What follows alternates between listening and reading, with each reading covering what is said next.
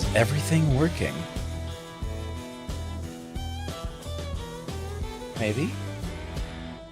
Maybe not.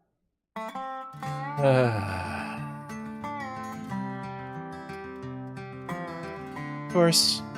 That's fine. We can... There. Fixed. Or something. Anyway, welcome in. 27? Episode 27. Let me break some things here real quick.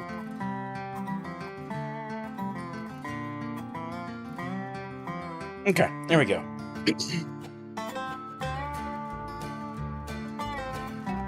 Maybe. Whatever, we'll consider it good enough. Welcome in, episode 27, Crashlander Scrapyard, Frigate Skeleton. My cat has had some catnip and he is so high right now. Yes. Yes. Okay. He is pressing back into my head, getting screeches so hard he must fell over backwards. So that's where we are for tonight. Don't really blame him. Pollen's been so bad for so long. It messes him up about as bad as it does me. So, anyway, things. We're good on power.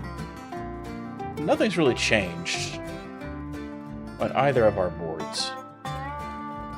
So we'll see how things go. I did do a couple things in between streams. I replaced some of the blocks that were here with heavy armor just preemptively, so I didn't forget to do that. What is that? Not anything important because it's 2.5 kilometers away. And I filled in a little bit of stuff. Added some extra spaces. Kind of figured out where I was going to do things. I already went and plugged in... Where is it? Over here? The new round corridors that came out from the newest expansion that came out. So that's cool. We got lights. I've got an opening here because I'm going to do some stuff. Is this aligned? Why does it look unaligned? It is aligned. What optical illusion garbage is this? Wait, did Keen not center the scene? Maybe? No, that's centered, right? Yeah, I think that's centered. So why does it look not centered? Huh, okay, well, you know, we're gonna pretend that I'm not losing my mind with that. Anyway, there's some stuff. We got some spaces. I got some stuff mapped out. I did put a gate in here because I felt a gate behind this was probably the cleanest way to run this setup rather than just a wall. And it lets me fake airtightness. Like, this itself is airtight. But this is kind of neat in how it's set up, and by setting it immediately behind, I've got to have a bit of an issue blending this shape in. You can see I've started some thoughts on how to blend that. I don't know yet. This is the front of the ship, so we'll see how that goes. Some other stuff I did do though, in addition to relocating the jump drive, which we've seen before. I did relocate the reactors, which did require me to cut this apart to slide these in. But we've got 4 reactors on this now. I think I'm going to leave the 5th reactor on the station, just long term. I might reposition it somewhere a little bit more centralized, but I think we're going to stick with that. And I've messed with placements for some conveyors for putting the hydrogen thrusters. We've got like, I want to say 50? Maybe I'm misremembering and it's 40 something. There's a bunch. There's a bunch down here. There's a bunch over there. There's some more back there. We've got a whole wall of them here. And there's a bunch more on these blocks and things down here attached to these tanks and everything else. And I do want to get in, you know, like some ion thrusters, but at the same time, I do like this. Do still leave some space for a little bit of batteries.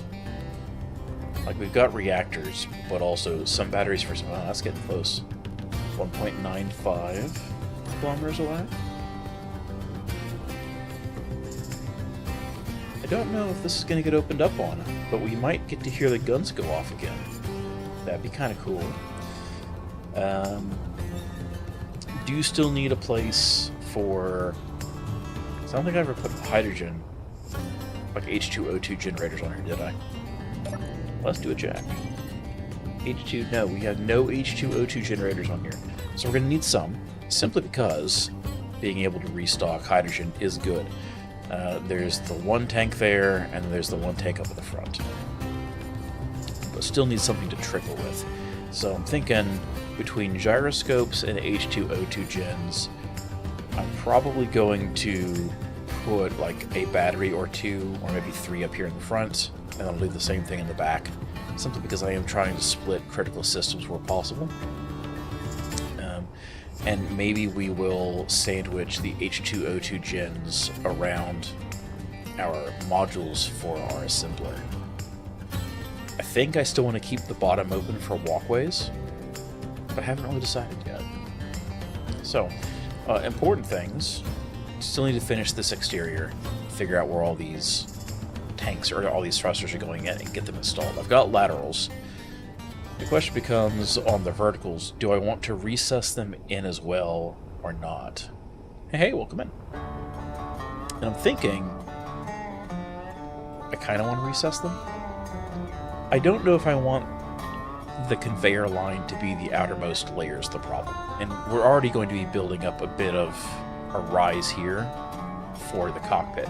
Which reminds me, do need to set up stairs in here, maybe back here, to get into this upper deck area. Because, like, ideally, I wouldn't have to go through the hangar all the time. I did mirror the hangar to the other side, though. At some point, I need to get lights in here. But we'll deal with this for right now. So, that's the unknown signal. I don't think I care about those. Let's get closer still. Yeah, it is slightly towards us. Oh, is that one of the new ones? Hang on. It is one of the new ones. It's got fancy effects on it. What do my tanks look like? You know what, we're good. Let's go investigate the new ones. I actually started this week playing vanilla. There's build info and build vision.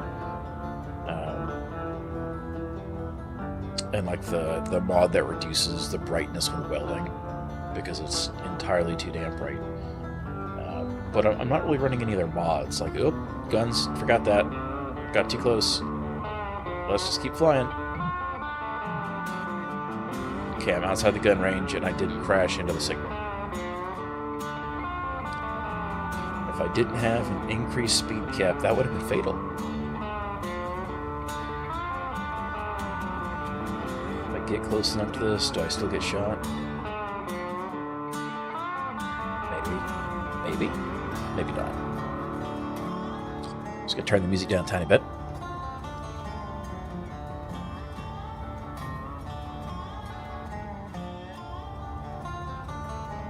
Is this moving? No, it's not moving, right? No, I'm just used to playing with normal jetpack power. Didn't get anything new. That's unfortunate. These are cool, though. It's got the new exhaust cap. Some of these have some cool parts to them. We can make exhaust caps, right? Yeah, we can make exhaust caps. Some nickel and some construction components, and we're just gonna grind this all down.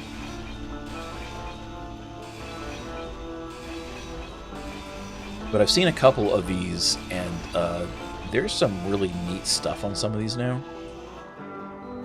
And yeah, they're definitely more fun. We're just gonna go full speed and see if we don't get shot by guns.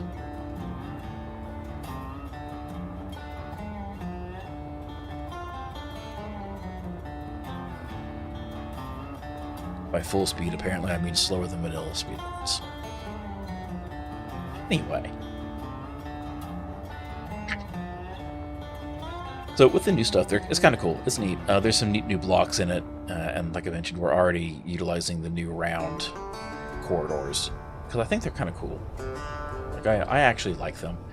I noticed that TSO already has a pack up adding a ton of additional shapes and like layouts to these, which is kind of cool.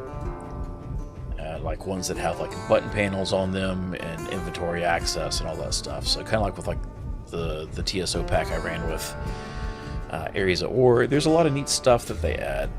And if you're looking to expand out your block counts of existing vanilla blocks, it's a pretty good set of mods to take a look at. I'm not going to be adding them to this playthrough, but it is cool.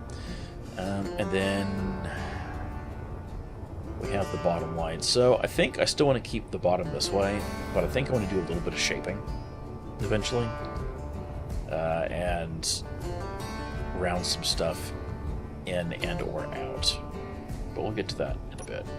Let's get some parts.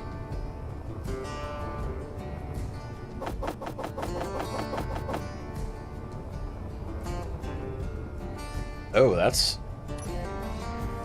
1.86, and that is moving towards the planet? Yeah, it got caught.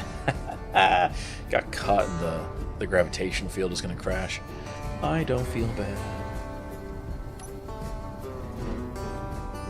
Let's see, so if we shape this, it's going to be the easiest way. And then I do a 45 to half adapter block, right? No, not that one. Where is it? It's on the other block set. Here, this one? No. This one. Maybe? No. That's the other one. I will find it eventually. Maybe? Okay, so not that. Not that. Oh wait, did the block groups get changed up? Hang on a second.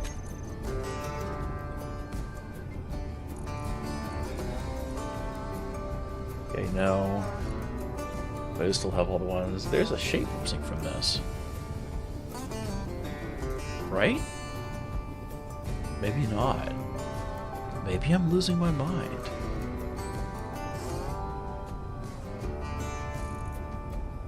Is it a transition piece? It might be a transition piece, and I'm going to feel really dumb if it is a transition piece.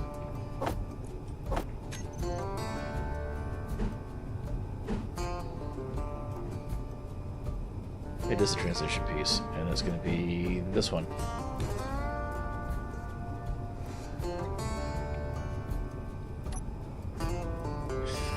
So as I was saying, if we do this the easy way, then we want to go down in here. Yeah. So we could do that. That's not terrible. If we weld some of these up to get an idea for how this actually looks outside of the wireframe, it's going to give a lot better idea for maybe whether this is going to work the way I want it to or not.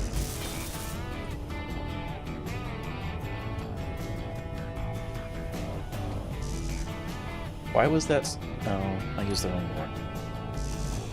Yes, of course I did. Of course I did. I want the light armor. Transition slope based mirrored. Right? Yeah. That's the one.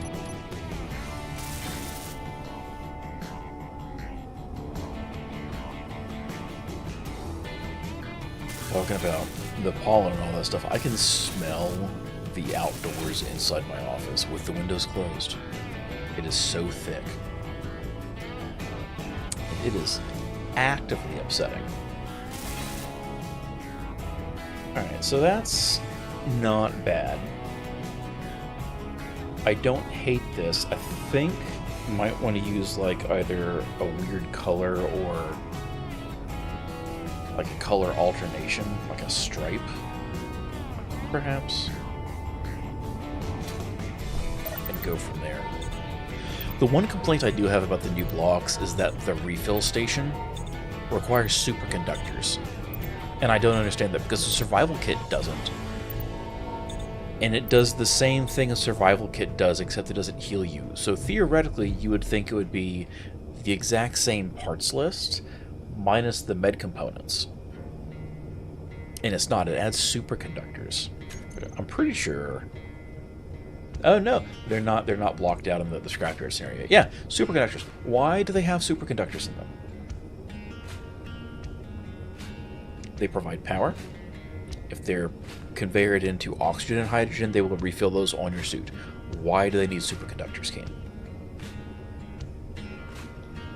I've got cat hair everywhere, and sir, you were being a butt.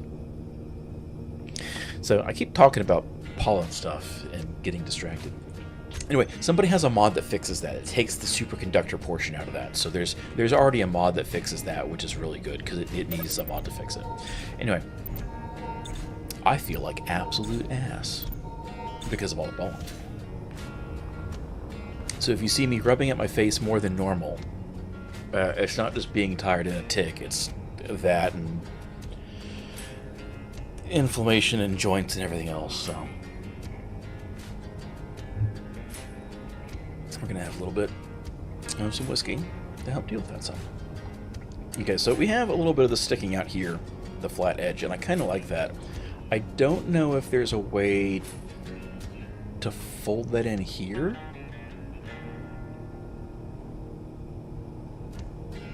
There's got to be, right? Like if there was this, but in half block form, does that exist? No, none of those. Maybe one of the transition pieces, if we're lucky, exists for that. Yeah, because none of these are. So maybe the transition tip. Yeah, the transition tip gets us there. Okay, I don't dislike that. And that gives us a better shape here to work off of for blending back. And then here, we can either use this as an open face to mount things to, like cameras or other miscellaneous stuff, because it is a full block thick. Actually, can I do a camera? Some of my block groups are different now because of the update. No, that hangs off the front edge just the tiniest bit. Oh, man. Oh, man. That's okay. We can work around that. Anyway, this gives us some stuff to work with without necessarily having to do a full block. I could even do a half block here for, like, shaping to continue pulling back. There's options.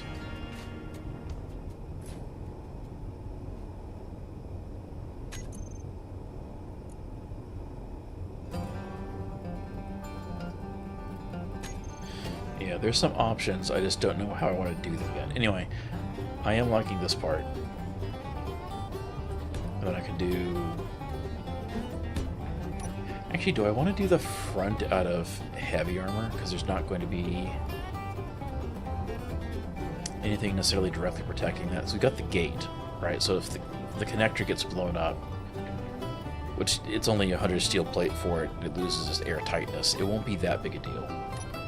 Because it's 46,000 integrity, but that's also like, I think, 4,000 in plate. So it's not a whole lot for it loses air tightness. So having this gate behind it is still useful for maintaining air tightness. And this actually has some armor. So maybe we want to do... Because I want to do the armor panels that stand off. Maybe this is heavy armor instead. What does that look like?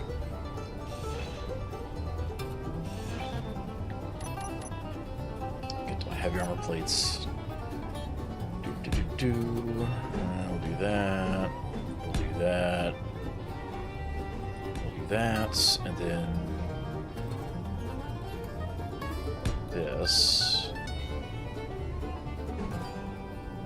I do not want to respawn. One of these days I'm going to go through and unbind backspace to respawn, and then I'm going to actually need it. Like, it's the reason I've never done it.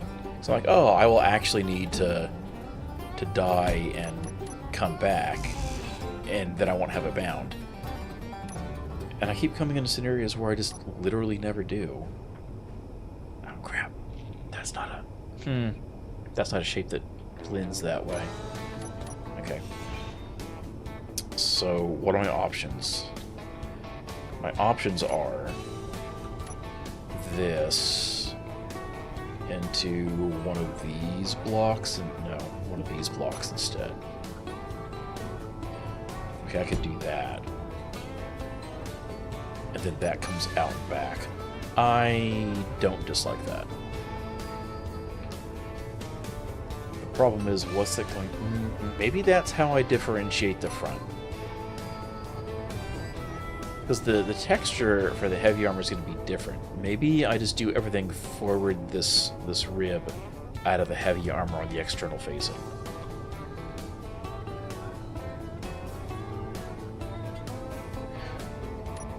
Greetings, greetings. Let's build these up and let's see how much they clash and conflict. I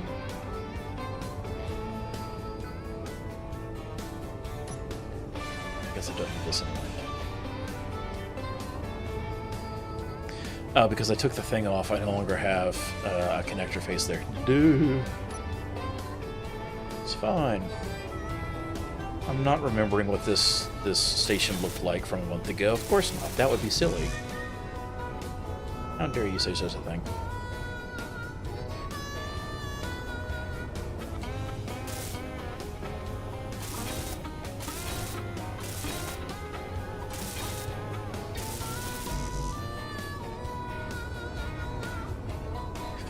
What rules we're playing by? This is basically Splitsie's Scrapyard scenario, except it is a little modified because we've added some additional, like, scrapyardish wrecks to it, and that's pretty much how that goes. So there's certain blocks we just literally cannot make because we can't place them. I've messed up my build center. So things like reactors, assembly buildings, refineries, gas tanks, thrusters, survival kits, pretty much anything that's like big move around can't do. And the only way we can get those blocks is by stealing them from other wrecks. So there's wrecks floating around. That's heavy armor, right? Yeah. There's wrecks floating around that have these blocks, and so we basically have to salvage everything. So, like, everything on the station we've made, we started off on that planet 1,000 kilometers away. And we have made it out around this moon because we needed to get access to uranium for reactors. Did find some reactors, salvaged some of those, but all the stuff over here attached to things is stuff that we have salvaged and recovered, including this down here, which was originally a wreck that has been recovered and rebuilt and then some. So we're in the process of working on building a ship to just leave the system entirely. That's the current goal. We've gone from having nothing on a desert planet to this now. We are self-sufficient. It's just a matter of making things look nice and getting the last couple parts.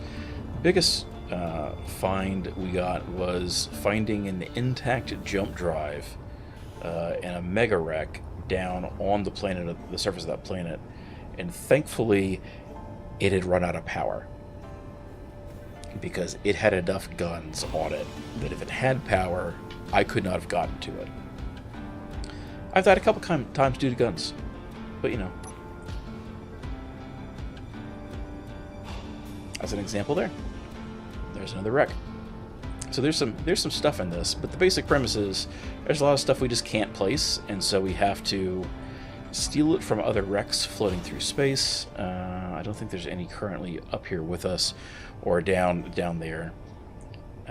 It really changes things. So I'm using things like advanced welding, the advanced welding mod, so we can grind off and use weld pads to attach blocks back instead of having to rely on merge blocks only.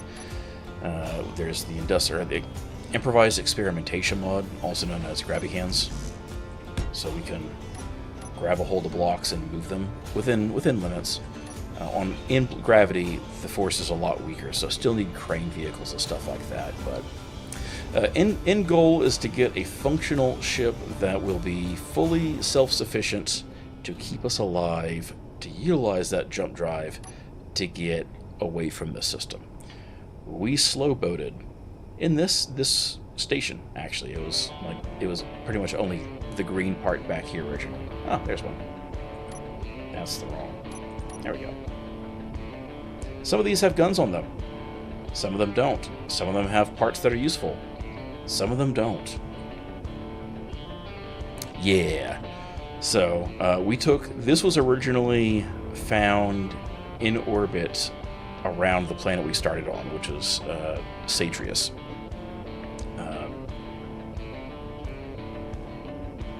And we put just enough, we had just enough hydrogen thrusters just to push towards this moon and then let it slow boat for about an hour and a half. I did that part off stream.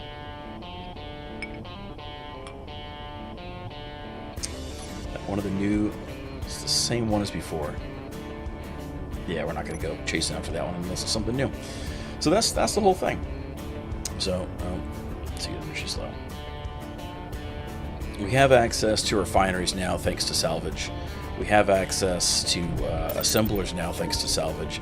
But there's still a lot of stuff we just can't produce, right? Like survival kits can make basic things, canvas. I've got the paint gun mod added in so we can do paint gun stuff.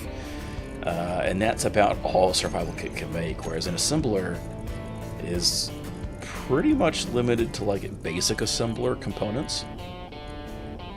So like reactor components we have to salvage.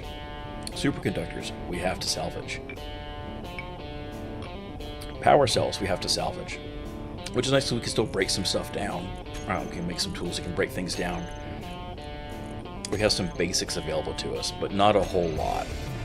And it really changes how the game has to be played, because any engagement you do, any like flying thing you try and do, it is not. No, we can do third person. I have done a first person locked view playthrough though. I did Ares at War last year. Fully first person locked only. There was a lot of cameras that got used in that. It was kind of fun actually.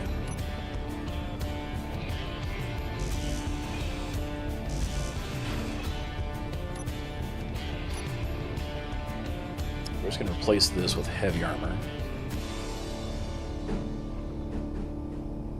What did I have over there instead? I had something else. I just ground it away and I've already forgotten what I had placed there.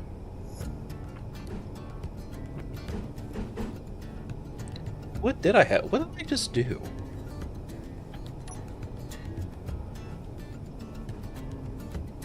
That one.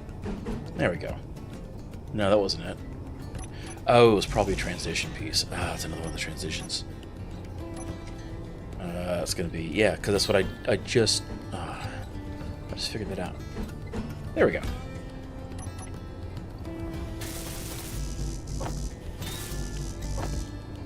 But it does completely change how you play, because it's no longer like, I'm just going to build a big thing. It's, what do I have the parts to build?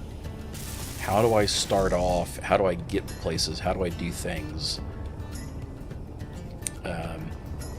You know, what weird stuff restricts what I can and can't do as a result? And it's actually pretty fun.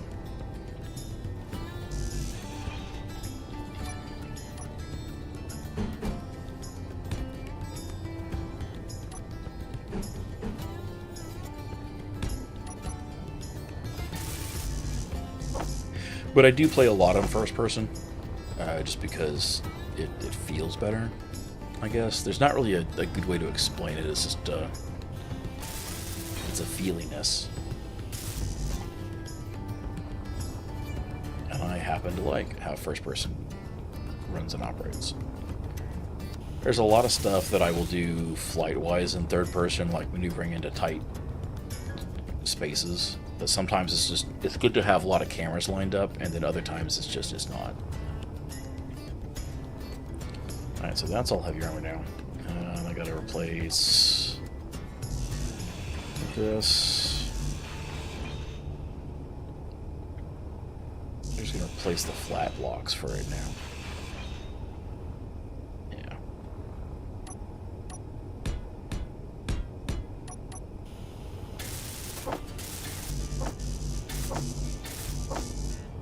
So things like programmable blocks, custom turret controllers, they're all things you can't make.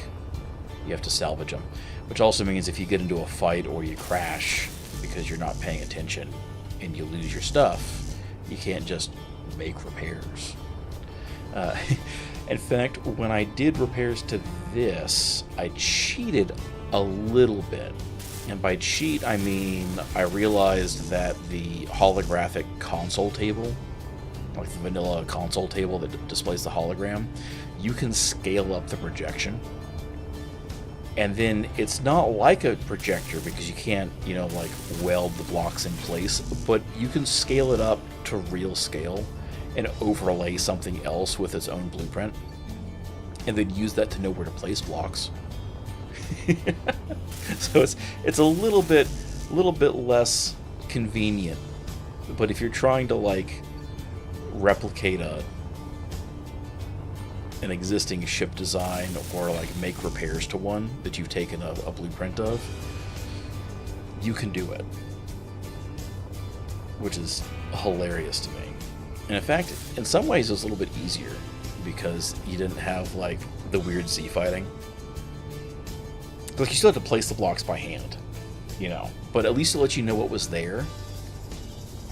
And I figured it out by accident because I kept like, I had the projection of that ship like over here, and I kept like out of energy. I kept trying to go up like and shove my character's head inside of it to like try and get an idea for the smaller blocks. And I'm like, this is impossible. So I went in there to like move it up higher so I can get up into it easier, and saw that there was a scaling option. Started scaling it up. And I'm like, oh, it's a lot easier to see what the blocks are now. And then I had the genius thought, oh wait, I could just put it to full scale. It took me entirely too long to realize that, mind you, but it does work. Alright, so that's all done. This is a block that needs to be replaced.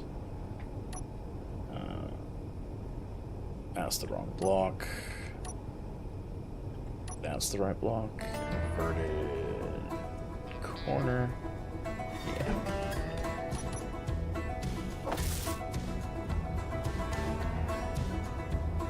So like early game, the lack of like storage options is really punishing, because like you can come across some really neat wrecks and not be able to take anything of value from them. You end up relying a lot on like small grid mag plates to just stick stuff to you like a crab, and you end up having to deal with a lot of stuff where like you have to make choices between what you're going to take versus leave behind and maybe come back for later, simply because you just don't have the space. I'm working off of muscle memory, except the blocks are in the wrong spot on my hotbar. So like you're limited to like connectors early game connectors, and then the like the non-conveyored small grid like cargo boxes, which is kind of neat because that's different, right? Like normally it's just like, oh, whatever, we'll just make a small grid large cargo box and then you're done, versus like trying to pick and choose. And, you know, I enjoy it considerably. It's neat.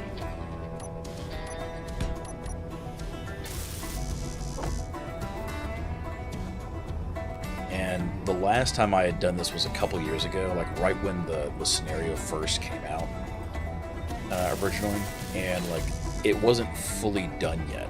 So like the space encounters hadn't been added. You had scrap that spawned only on the planet's surface, and that was it. And now we got space spawns. We've got other mods that add like step stool technologies for things. It's rather nice. All right, then to blend this back in, this will be a pain in the butt. So let's pick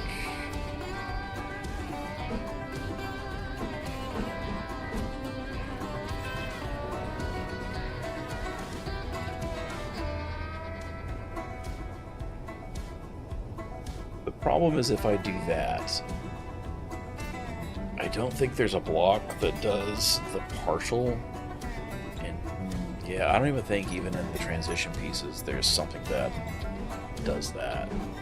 Because like these are still there, but they just slope to that point. So they were dealing with like some jaw lines where I pick a different block to blend with.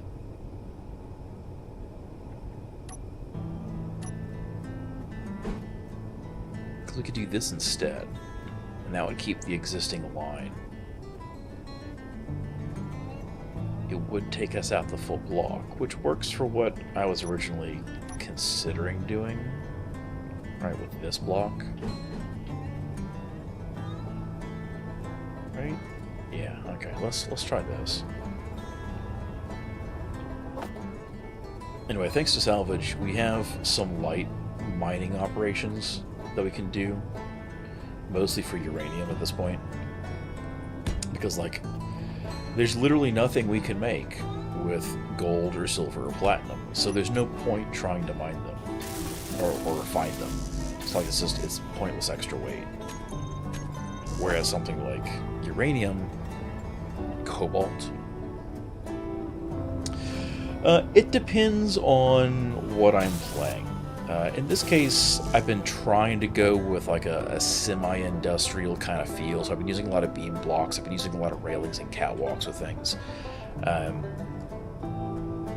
Because there's not a whole lot of combat in this, outside of like automated defenses on floating wrecks, I get to do one of my favorite things, which is all of your big thrust is on one side for a big go-to-hell boost, and then everything else is like maneuvering thrusters, right? Can't really do RCS in Space Engineers 1 because it has limits to how many blocks can be set, you know, block types, which, based on what came out on Merrick's dev blog today, may not actually be a restriction in Space Engineers 2, because you're no longer limited to block function based on block type, which is cool. You can put lights and gyros inside a thruster now, as opposed to like having to do separate blocks. And that does add a little bit of restriction, but also it lets you do some fun things. You know, like if you go with the whole philosophy of like, we're going to have the same thrust strength in every direction. One, that makes the ship huge. Two, it makes the ship heavy. Like, there's a lot of mass associated to these thrusters, and if you're trying to replicate it everywhere, you end up in goofy bad states. Are the big ones more thrust efficient? Yes. Is the current plan to throw 10 small thrusters on each side anywhere near as strong as 4 larges? No. Is it as strong as 1 large? It's actually a little bit stronger. It's like 1.2 larges. But at the end of the day, like, I feel like it looks nicer and it lets you do things. Like with the small thrusters, we can kind of cheat Essie's building system by putting up like a panel that sticks out. I think I've got it built up here still. An example. Yeah, like with the thruster damage, I can just build out 2 blocks and then put a heavy armor shield beyond that. And then we got like some interesting designs to it, and something we can just dump if we have to for mass reasons, without it being tied into the core of the ship. So like the only heavy armor is up here on the very front nose, where there's not going to be any other protection, and around the hangar bay, simply so that something doesn't punch through one of these doors and then blow through light armor into like the cargo container we have, or, you know, the spare set of refinery and assembly that we have here. I very much prefer, when possible, to do a flip and burn. And for anything large grid, like, I feel like they should be a little unwieldy. Like, I don't like Space Engineers handling of gyroscopes in general, but I feel like large ships should feel large. And if you want fancy fighter stuff, go small grid. That's just kind of always been my design philosophy. There's absolutely been servers I've played on where that has not been what I followed, because the entire server wasn't really set up for that. But there's some fun things you can do with it. And I'm one of those people that very much feels that restrictions breeds creativity in design. You know, and in the real world, when you're doing design stuff like that, you're restricted typically by, like, material availability or cost or, like, material sciences or something like that. And as space engineers, once you have, like, your resources picked up, that's not really a restriction that applies anymore. You know? You're kind of limited by, like, what the server allows you to run, or if the server has, like, a restriction mod that costs points for some things, you know, like reactors or guns or whatever. Did I completely screw up? Yeah, I did that. You end up, you know, without as many restrictions.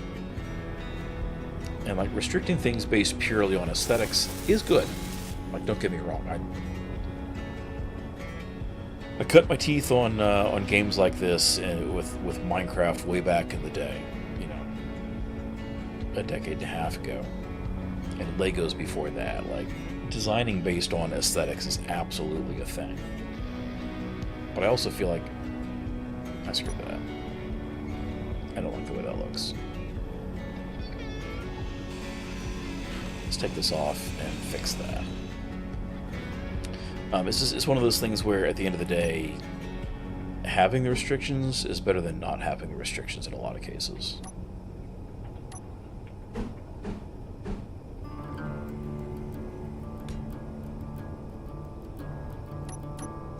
Inventory full. Inventory full. Of course. How do...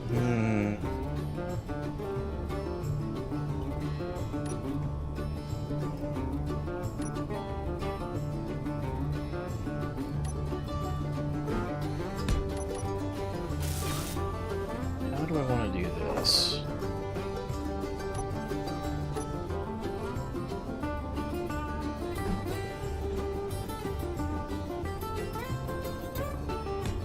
The problem is then that then breaks the plane, doesn't it? No? No, it doesn't. Okay. It's going to mess with any texturing, but that holds, and then this... Inventory full. This comes off and gets replaced. Try building when there's no gravity generators, only on planets and simulated gravity. Yeah, so I largely prefer not to run with gravity gens.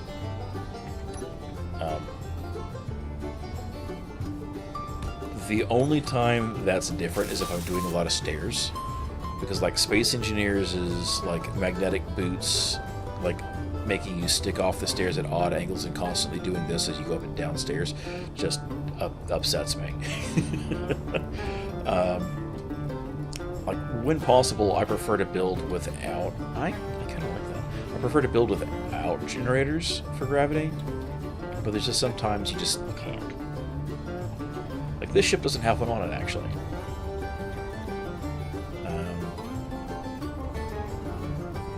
And since the jetpack is so heavily nerfed, just like 10% thrust, like, you feel it.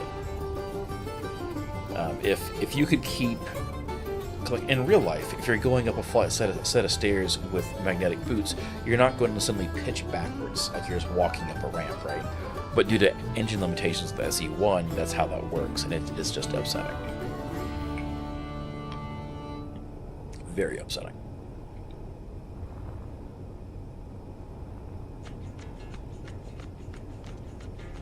Okay, so if I do this again, except I need to do it in heavy armor, not light.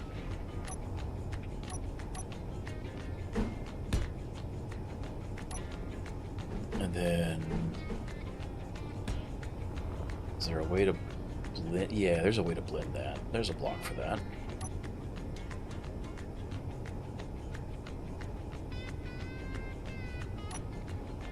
And it's one of those things that's like, it's the way that SE handles... I want to do something different with the shape, but I don't know what. The way that SE handles, like, gravity gens and stuff like that, like, I understand why it does, because it's absolutely like one of those we're making concessions for gameplay reasons things. And I don't disagree with that, because at the end of the day, it is a game, right? It should be fun to play. It should not be more frustrating than what to deal with.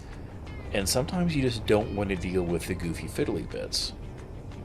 But also, I would love if the physics engine properly... This is the wrong shape. If the physics engine supported that kind of thing.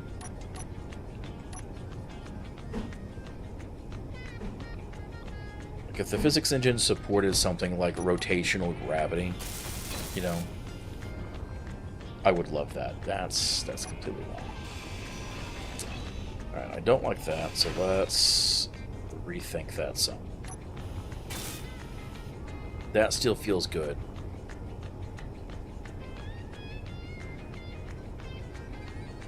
Maybe it doesn't feel good. What are my other options? What are my other options instead of just doing that? I could do... not that one. I want to do this.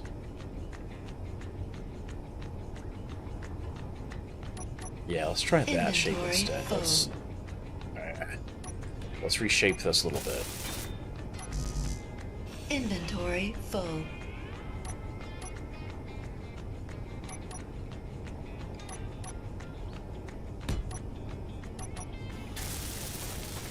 I can work my keys. There we go.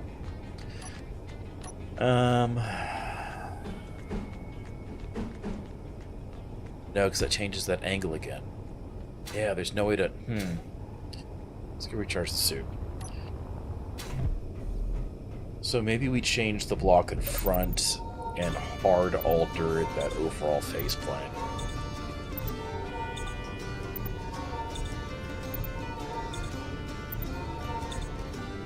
So, like, the gravity gens and the gyros are one of those things where, like, you can't do, like, a multi-directional RCS thruster to control where you point and spin, right? Everything in the game without a mod functions on the center of mass of the grid for all its rotational forces. So you don't have, like, realistic physics with that way anyway. So, like, we're already into the realm of Star Warsing up, you know, so to speak. You know, how we interact with the game world and stuff like that. And yeah, you can do mods for a lot of that stuff.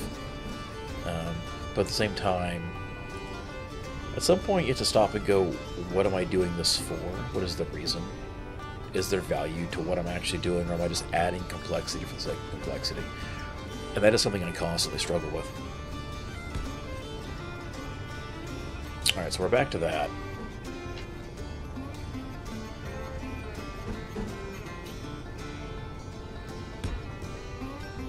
Because I was originally trying to keep this block open. I didn't really explain that. But I was trying to keep that block open because I didn't know if perhaps I might want to do something where I had something stick out here. But I think the end answer is, in order to not have to fight everything else shape-wise, I just can't. And sometimes those concessions are made. You know, at the end of the day, you don't get to pick all the shapes you want. And you can absolutely add 15 trillion mods to do it for you. And then you've got 130 blocks on your hotbar dedicated to, you know, getting just the right shape.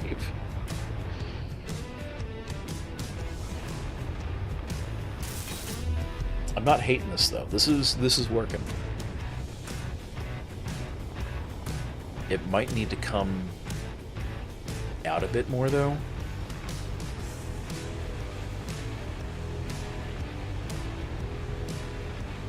And it's not mirrored, like vertically. I like that.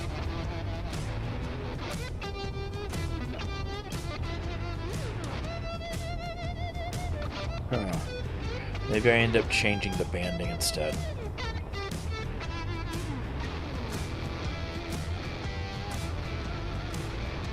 Feels like this is... I guess it is technically breaking plane, isn't it? Yeah. It's not... No, is it straight? Is it my brain playing tricks on me? No, that's in line. It's just the texturing.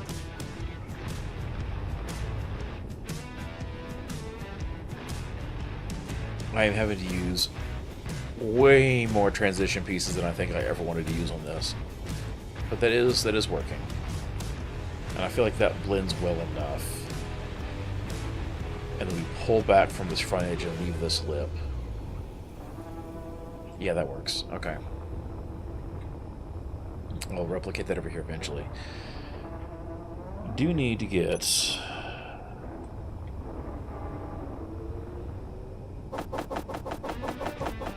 these thrusters and locking them up.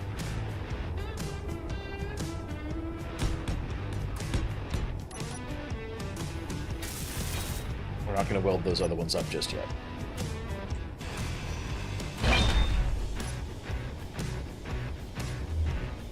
Nope.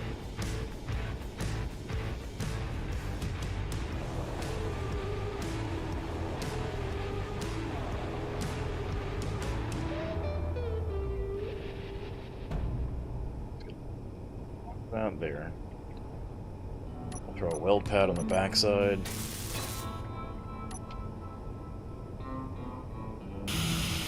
There we go.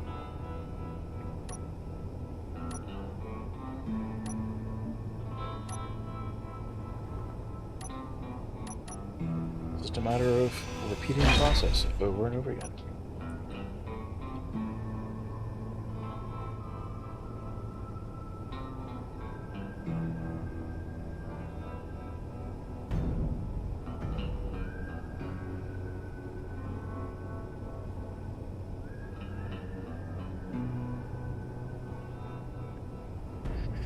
Alright, now that's there, I can now pull it back out a little bit, throw another pad on.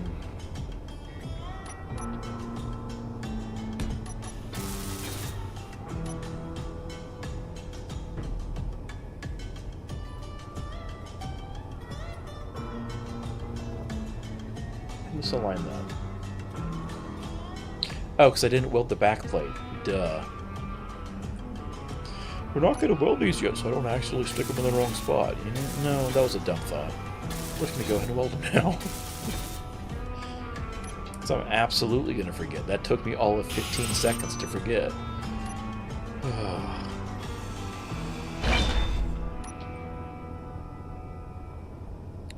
I really like the way the scrapyard feel for this goes. Like, I wouldn't play Space Engineers like this all the time, but there is something to be said for, like, having limitations and it not just be, here's creative mode building, but you have to get the materials to actually put the pieces.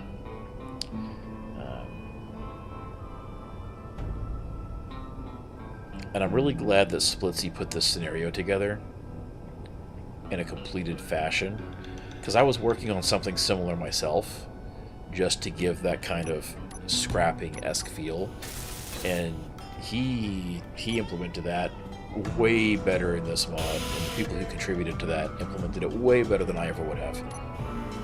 And so I'm super happy about that.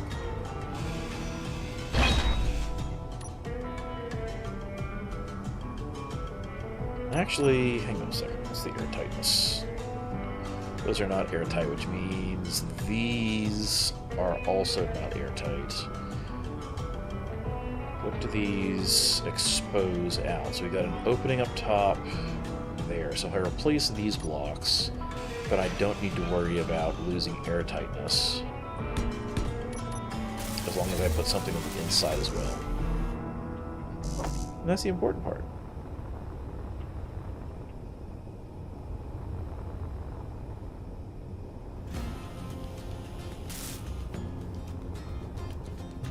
Those didn't plug into that tank. These tanks are air. That's not the right thing. Are airtight on their faces. Okay. So these are recessed down in. That's where we want them to be.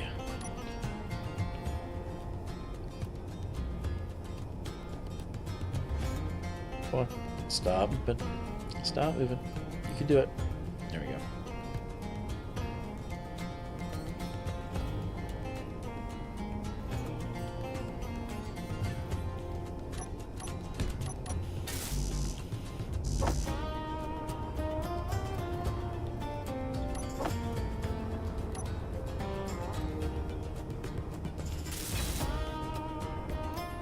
Loot energy low.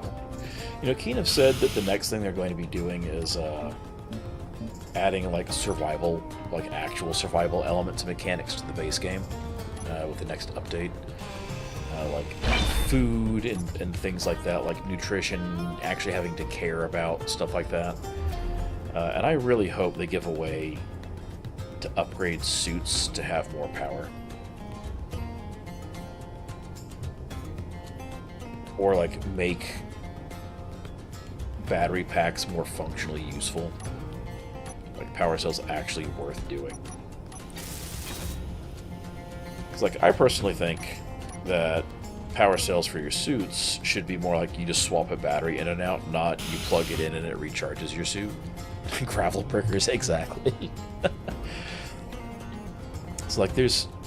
Man, that's so close. It's more than 1.4 kilometers away, though, because otherwise we'd be opening up on it. So we do have artillery. But that's... That got real close. Alright, so we have that, and then I can put in this. Because despite fixing a lot of things with, like, block collision sizes and stuff like that, they didn't actually go in and fix the fact that thrusters have a collision box that is just larger than their block spaces. So you can't, just like with like reactors and gyros, you can't easily slide them into each other. That's the wrong shape. Ooh, wait, is it the wrong shape though? No, it's not the wrong shape here, but it's the wrong shape here. So do we want to maintain the same? I think I kind of do. I think I want to maintain... That's wrong. I want to maintain the shape though, because then we've got the visual breakup here. This block I can replicate similar to one up here. Oh, but do I actually want to blend it smoothly? That's a question. Let's put thrusters on this side and figure it out from there. Because I feel like, since we have the front built here, it would be a lot easier to figure that out.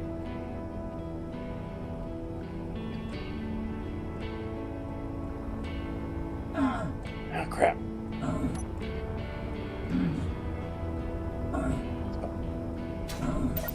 Out of all my deaths, I've not died from running out of power yet.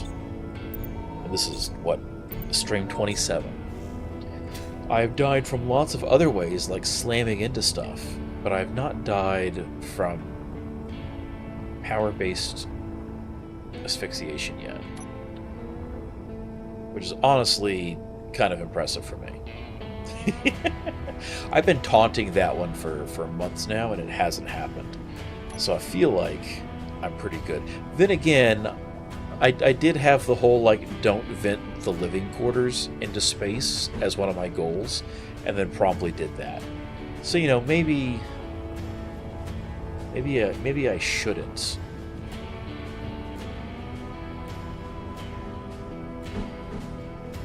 Okay, so we do it like that. And then rotate it. No, it's not right.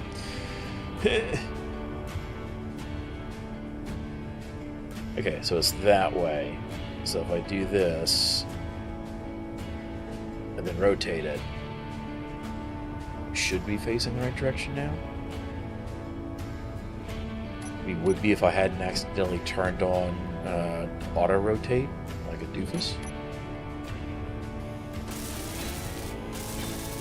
And yes, I do have to go finish recharging my suit. But, like, my point is, I feel like a power cell should just be like, yeah, you use it, and you just swap the one out of your suit back to that one, and then you're left with an empty cell you could recharge. I feel like that would be a better way to handle suit power than, like, this weird internal battery you can't hot swap anywhere. Auto-rotate is the single worst feature that has ever been added to this game, and I was playing the game when cyber wolves were first added. and we were told by the dev in charge of that expansion, haha, you're not going to be able to disable that. It is what it is. Deal with it. Which the backlash from that prompted Merrick to take controls of that stuff back. But I still find funny. But that was a really bad 3 months. Auto rotate's the worst. I was so happy that Space Engineers 2 didn't have it, and then they added it as like an additional option. I'm like, ah. At least it's harder to toggle on in Space Engineers 2. Yeah, right? Like, we have so many things hot swap. We have hot swappable lithium ion batteries. We have hot swappable lithium ion batteries. We have hot swappable nickel iron batteries. Like, we have so many hot swappable batteries that you wouldn't think would be hot swappable, that have a ridiculous energy density. And in 2070, our spacesuits don't have that. Existing spacesuits have that. Like,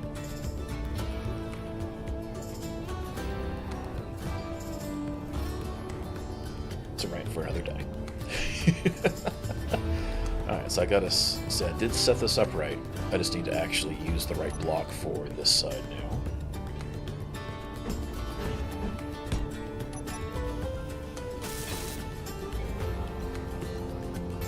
So there's that. Let's get ourselves a bunch of weld pads.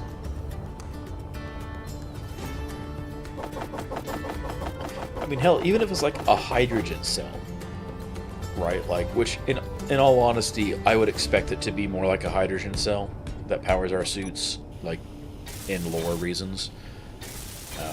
And that would make a lot more sense, right? Like, you get a waste cell back out, which you just plug into your H2O2 gen, and it rehydrolyzes, and you're good to go again, right? That'd be a great way to do that rather than a traditional battery.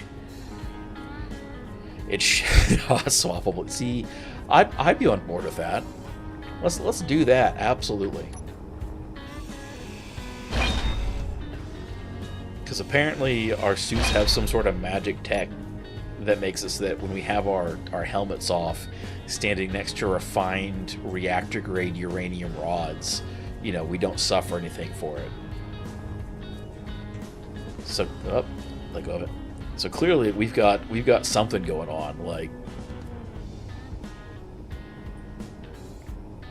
give me nuclear-powered backpacks. That said, I am happy that in Space Engineers 2 they're putting the assembly functions of the survival kit into our backpacks. I really do like that. Like, it's a nice nod to, yeah, you can craft things in a crafting grid in your inventory or your crafting whatever, but there's an in-universe supported explanation for it without having to constantly run back to something. And it also opens up, I already cut this frame, it opens up so many options for scenario play. Like, you no longer have to be tethered to a survival kit. Whereas in Space Engineers, no matter what you're doing, you're still ultimately... You gonna stop? Okay. You're still ultimately limited to being tied to a physical location, because, like, you can't make basic critical components without being physically tied to a grid of some sort. And yeah, some of that is like a concession to parts of the game that were never really intended to be.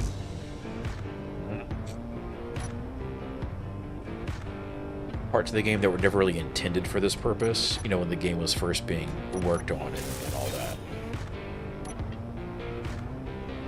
And I think there's a mod that adds that function. I feel like there's a mod out there that adds that.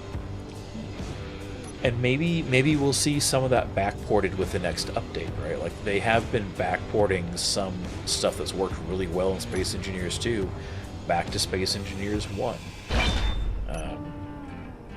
So maybe we will see something like that, where the backpack is intended just to perform basic manufacturing duties so that you aren't tethered to a survival kit or a basic assembler. Like, it's nice, I would say in default vanilla, the differentiation between basic assembler, survival kit, and assembler is a pointless one that exists purely to create tiers that aren't leveraged in a way that's engaging. Right? Like you're restricted to what you can make until you make the next machine. What all that just takes is making like some block pieces from your previous machine, and you're good. You know, if an assembler didn't require tubes, you could use a survival kit to just bypass the basic kit to begin with. And if you happen to come across the right ship, or you come across the right economy station and can buy those blocks instead, or you get lucky with some like random unknown signal loot, don't even need to do that. I guess one of those things where like there's no reason to have the tier designation for vanilla. A lot of mods can use it to really good effect, right? Like even something like Industrial Overhaul leverages that to pretty decent effect just for minimizing some code changes. Areas at War is a scenario that leverages it to pretty solid effect, actually. And the update to that is going to be absolutely nutty for what it changes and adds up. Captain Arthur keeps thinking of, hey, I was having some thoughts about this, and so I'm changing this now. What are y'all's thoughts on that? And I'm like, this is amazing. Yes, please. Keep doing. But then again, I'm not the one designing it, so I don't have to worry about, you know, is this too fiddly? Is it not fiddly enough? You know, is this going to be just annoying for the sake of annoyance, or is it actually going to be compelling and engaging gameplay? What did hang on. There we go. I forgot to right click so that I could center in the block rather than the face I was looking at, so all my rotation controls were just messed up. Which, considering they're based off of like work direction rather than character relevance, is already difficult at times as is, but like having it be based on the face you're staring at, definitely worse. Absolutely worse. There's no way I hit that hard enough for that, did I? No, there's absolutely no way I hit that hard enough to do that. Okay. Game. Alright, so what did I do over here? I just mirrored the front, right? Yeah. And then the consideration was whether I was going to mirror the top to the bottom. That's right. I wanted to see what this looks like with our chin. Because we have a chin now.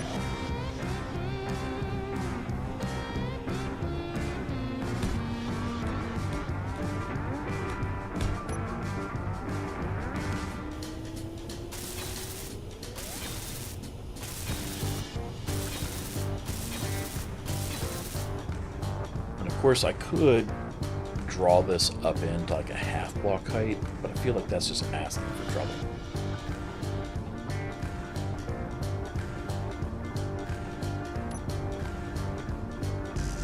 So if we take the heavy block,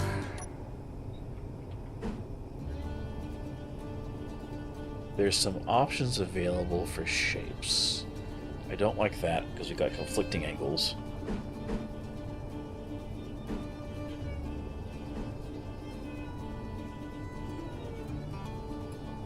Kind of like that, and it's not the same as up top, so it is different. And I had already given some thought to adding like an extra, at least even half layer, just for visual difference. So that would give some options, and I could do that. Because when you got the same yeah, no, I like that. We got the same angling back then. So if I did this, yeah, okay, I like that. And then I've got space to do something like another row of thrusters here, inset partially. Yes. All right, I like that. That's what we're doing. So we're keeping the half block, the 2x1. We're just gonna change up the bottom edge of the heavy armor instead.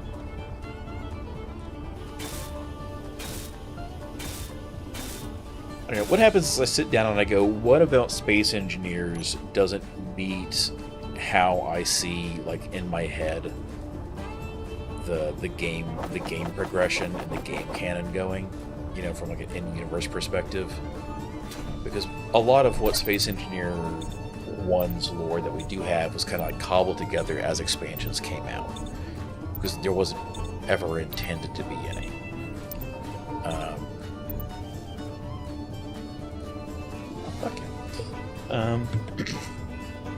Just got a message from somebody for something, and that's good. And so, like, some of that is, you know, you play the game long enough and you come up with your own headcanon.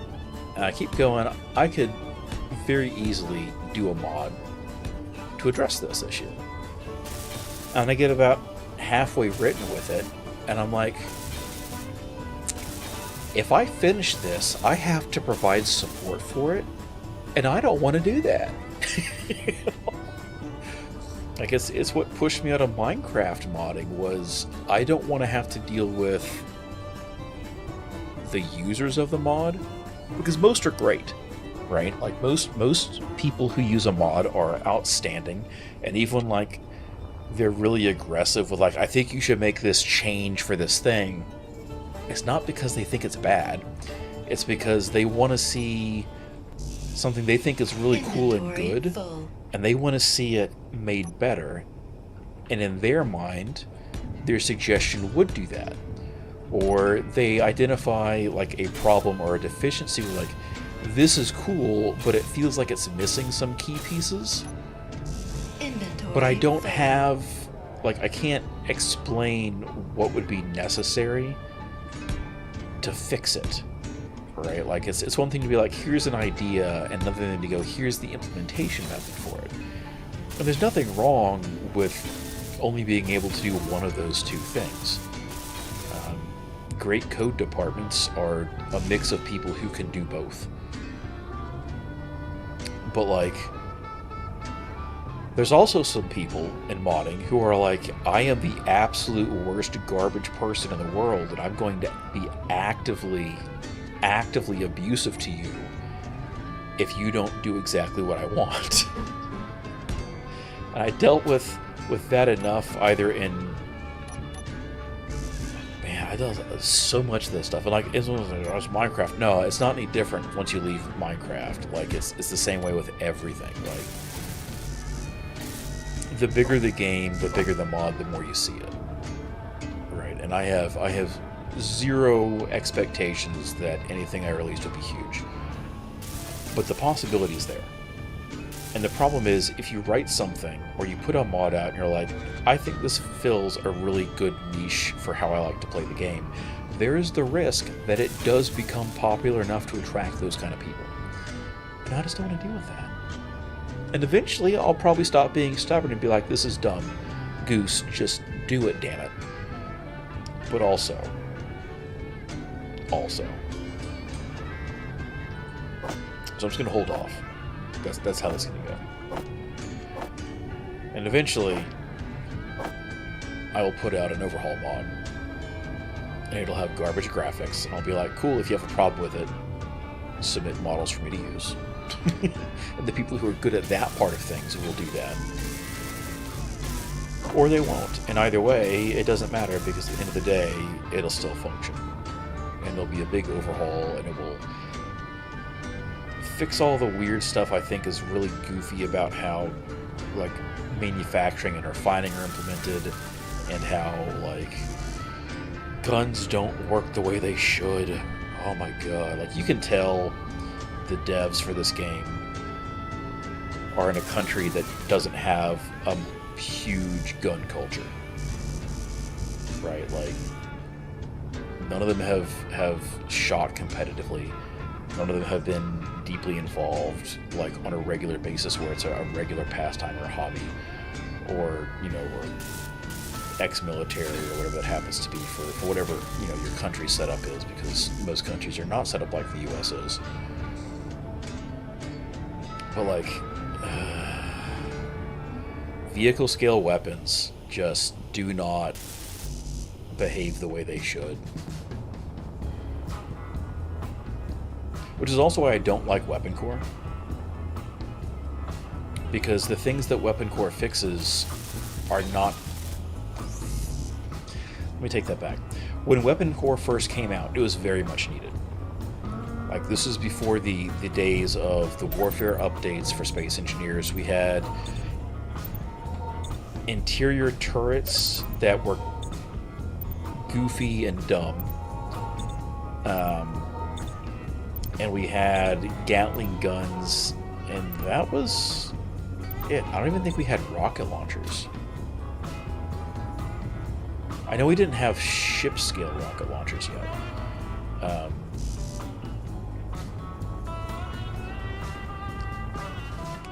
You know, and so, like, most things with the game where you smash blocks into each other, and it's fun, and you can sit there and chase each other with grinders, and you can use some Gatlings and shred through stuff because it's cool. Like, look at the explosions. Look at the physics impacts. There's nothing wrong with that, but, like, then we got Weapon Core, or we got Warfare. The Warfare updates added a lot of stuff that Weapon Core had made based on at that point. How is there a cat hair in my beard in a way that keeps getting in my mouth?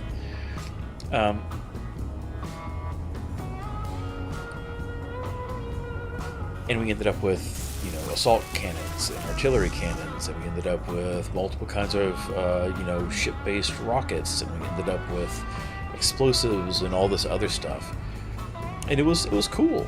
And then, you know, we had the second Warfare update. We had custom turret controllers and all that stuff, so it fixed a lot of stuff with that too. And a lot of stuff that Weapon Core added at that point was either base game or wholly unnecessary because of everything else involved. But in order to keep changing and improving things, or expanding things rather, altering things, it had to cut entire chunks of the vanilla system out in the process. And what Weapon Core does is absolutely amazing. Like, it is a complete and total replacement on a grand scale for Space Engineers combat, but it doesn't fix the core issue. There is zero reason that this little SMG should be able to damage anything on this grid. None of these armor blocks, even the light armor, should be damageable by this.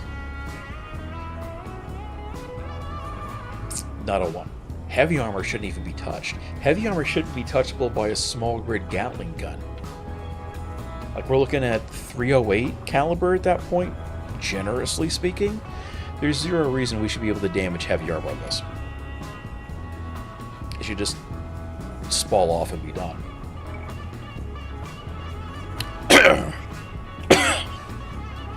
I inhaled as I drank. So you end up in this thing at the end of the day where there's no concept of hardness in Space Engineers. So all blocks take damage equally. And so it's just a matter of figuring out how much you need to damage sponge things to make it so that in a fair fight, you don't end up in a scenario where the small grid stuff wins.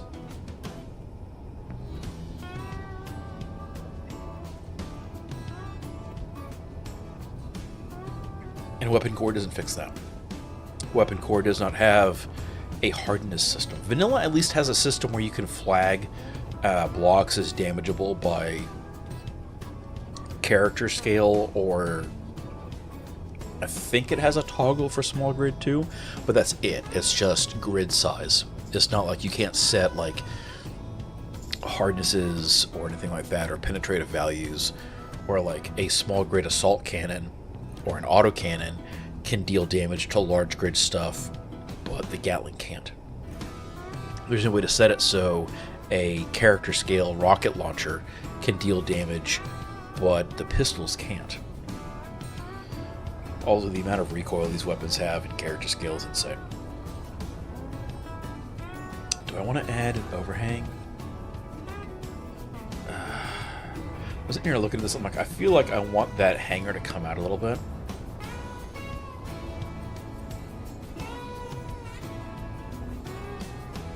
Yeah, I think I do. There's not a block that's like a half block that fits this face. It's like at the end of the day, like it's very impressive at what Weapon Core does, but what it fixes is not the stuff I find as a problem with Space Engineers, especially when there are other more lightweight things like Tool Core or Tool Plus that adds support functionality to that stuff.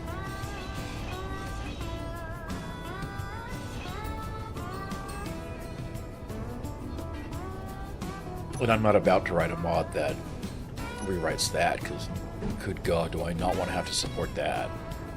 Hell to the no. See, that's these. Then we went with that. Okay.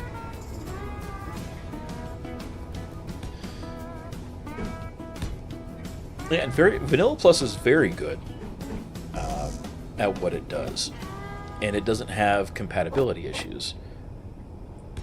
And to be perfectly honest, a lot of mods that are like weapon mods that are made for Weapon Core don't actually leverage anything Weapon Core does specifically.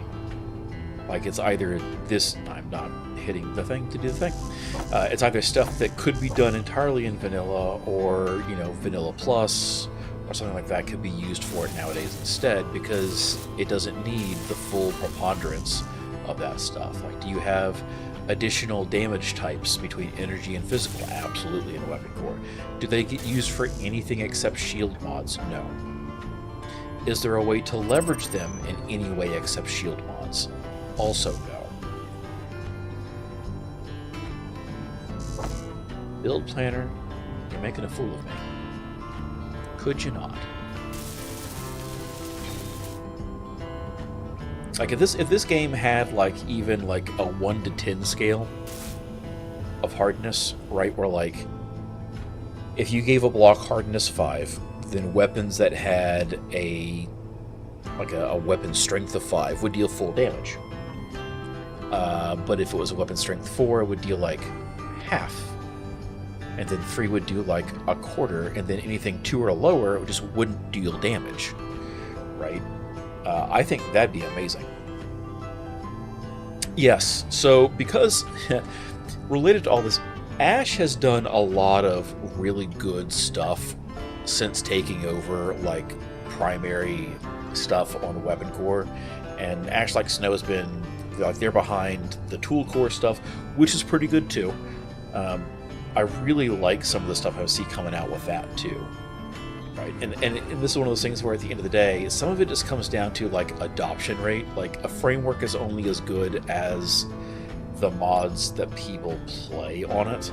And so if nobody writes a mod to leverage, you know, your framework, it doesn't matter how good it is.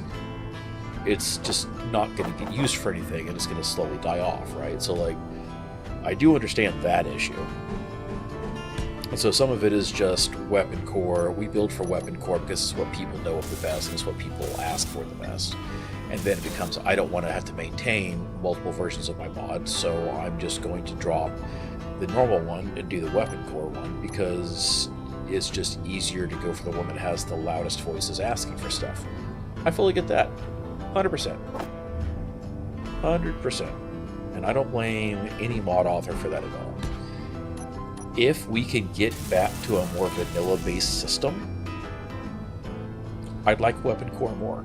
Like, it took until, what, last month? Was it last month? For like mouse-controlled firing of weapons in Weapon Core to be functional almost like vanilla. Still not quite, but it's a lot closer. So like, if you're brand new to the mod, the default option is mouse control to fire. You select your stuff and you click, and 90% of the time it's going to shoot the gun, right? And if it doesn't, that's because the mod author didn't let you know, hey, this is set up in a way you have to do this thing first as a prerequisite, right? And that's one of those things where it's taken years, and up until recently, it was very hostile if you requested that from the Weapon Core main devs. And it's been a lot of work on Ash's part and some other maintainers. Is that the right face? Did I do that right? I did not. To make that change, right? And I don't blame them for that, right? Like, it is a monolithic code base because it does so much stuff and it rewrites so many things. And I don't bear any ill will to the maintainers or anything like that, but like, I have seen entirely too many instances where one or two really toxic primary maintainers torpedoed something for everybody in the process for far too long. And so only recently have we seen improvements in Weapon Core for that, which is great. I still don't like how their shields are implemented. And by there, I say there because at the end of the day, it is ultimately a Weapon Core derived shield, because there's only one shield for Weapon Core because it's the only one everybody uses. And again, we get back to that, if nobody's using your thing, nobody's going to put forth the effort into maintaining or developing for it. And it's 100% the issue with Vanilla Plus. There's just not enough stuff out there for it, because not enough people care about how, like, grid-based tools work. There's some really cool things you can do with it, though. I very much considered doing some things with it. But, like, somebody will do a thing with it. It'll be a project mod. They'll do it, and eventually they'll drop support of it because they've moved on. There's nothing wrong with that. But it does make it kind of frustrating from a user perspective. You know? How did I mess that up? Right, that is...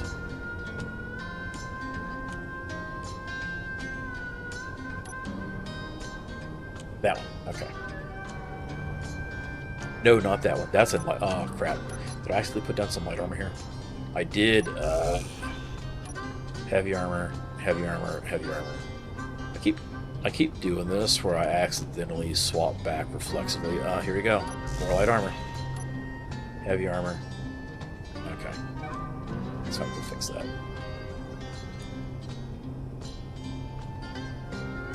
Yeah, I haven't messed around with Q-Tech stuff a whole lot. But, like, I have played on some servers that were very heavily within the Weapon Core... very heavily within the Weapon Core, like, ecosystem. Because there was, like, one key weapon mod they really wanted to have, and it only had a Weapon Core version. So, like, you start with that, you're on Weapon Core, there's like, some more stuff you can add and stuff like that at that point, but like, with Weapon Core, because it is so wildly different, you have to think and plan completely different, and you can't do things like just shutting off AI control of your weapons, because that doesn't work well, so you're still stuck with like chain controlling things together, you know.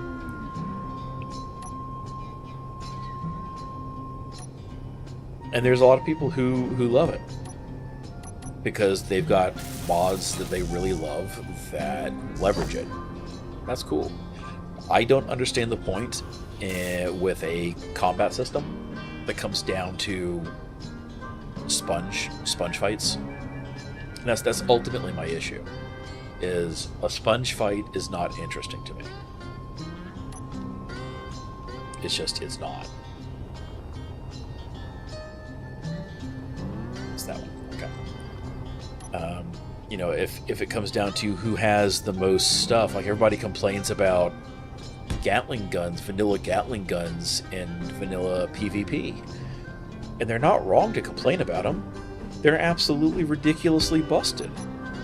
But that's because everything is a bullet sponge, and their DPS may not necessarily be the highest, but their time on target is far more forgiving. Right?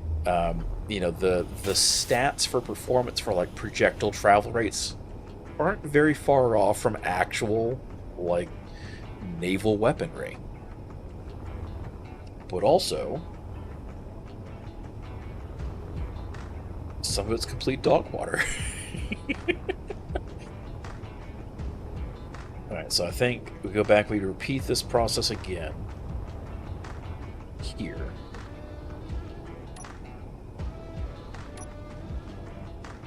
I don't know, and like, this is one of the things where like the game was never designed for it, so the engine has to support it, right? Which is the exact same reason that Space Engineer 2 is going to have the exact same issue. Is there's not like an inherent hardness system baked into what the engine can support. And I'm not saying it can't be done, right? Because it's code at the end of the day. But there's a difference between we have to rewrite everything to support this versus not. And the fact that, you know, Keen elected to go with, hey, here's a 20 meter per second safe zone, where as long as you're doing 20 meters a second or below, which, by the way, crashing into something at 37 miles an hour shouldn't be damageless in my mind. But like from the perspective of like gamification, you kind of have to do something like that. I really hope that when they start working on the survival stuff, that it comes out like you can make adjustments to that, or somebody will write a mod that does it. This is so goofy shaped. Okay, so we have this into that, and then we got transition base down to a 2x1 into a sloped corner.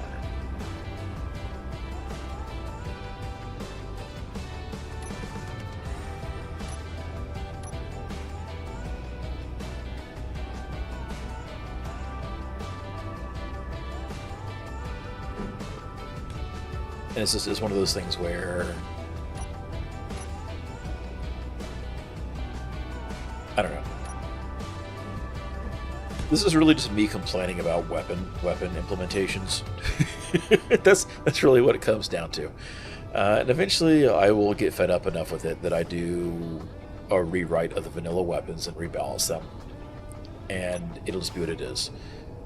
But like at the end of the day, the shields mod just becomes you have more sponge before the sponging matters. And even with like heat buildup and pass through and stuff like that, like the theatrics that are being gone for like, hey, we want to do this like it's, you know, mod, you know, it's like, you know, this popular sci-fi property. That's very, very, very like commendable. But also it doesn't work in SE because of the way stuff works. I don't know, so, man, I don't know that you can do what I would consider weapon core correctly, right? Because it would have to be a server that had very little to no NPC involvement, combat-wise. It would have to be with a large enough player base that player-on-player interactions were commonplace for combat, when combat happened, rather. Not necessarily that combat would be common, but when it did happen, it would be player-on-player. And it would have to be something where you would have to very carefully curate what weapons you included and what their stats and balance numbers were.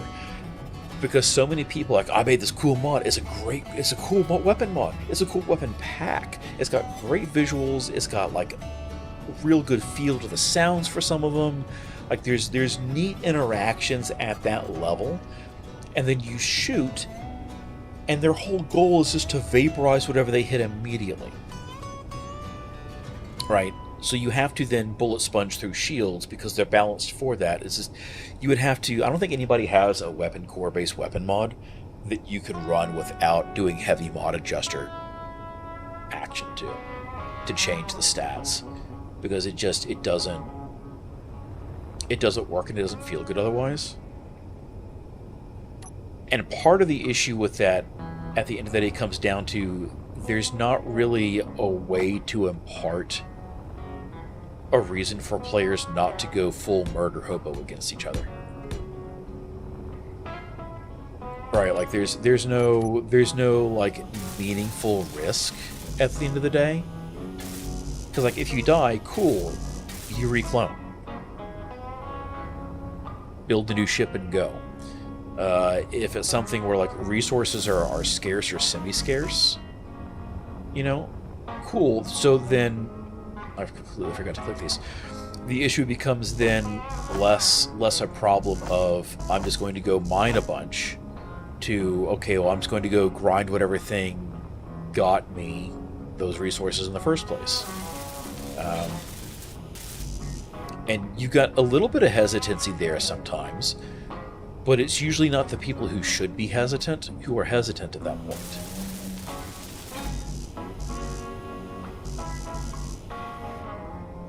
Yeah, so yes, and there's also the armor reinforcement mod where, like, depending on how you build stuff, putting, like, blast door blocks and things like that, and you can, like, add other blocks via config, allows you to, like, set up, like, reinforcing buttresses that improve the HP of stuff. But still, at the end of the day, right, like, somebody with enough ammo is getting through either way.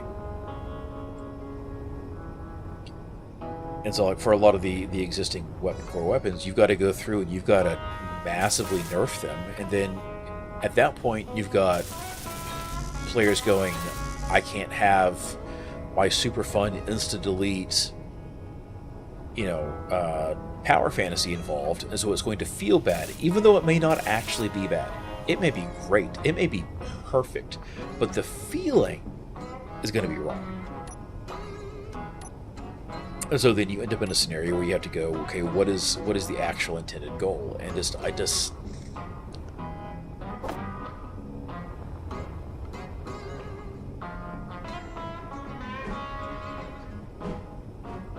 problem is a lot of the things you could do to fix it would make it have the exact same problems that like nullsec fleet battles in EVE Online have, where it just doesn't feel good. Because yeah, you're sitting there, it's not entirely unrealistic for how a naval encounter goes of you're sitting out of sight and you're lobbing stuff in an arc or with tracking to your forward that your forward scouts are identifying, and then you find out several minutes later whether you hit or not. Oh, absolutely. That's absolutely, and that's, there's both validity and judgment against that. Because it's a game, and that complicates things, right? Like,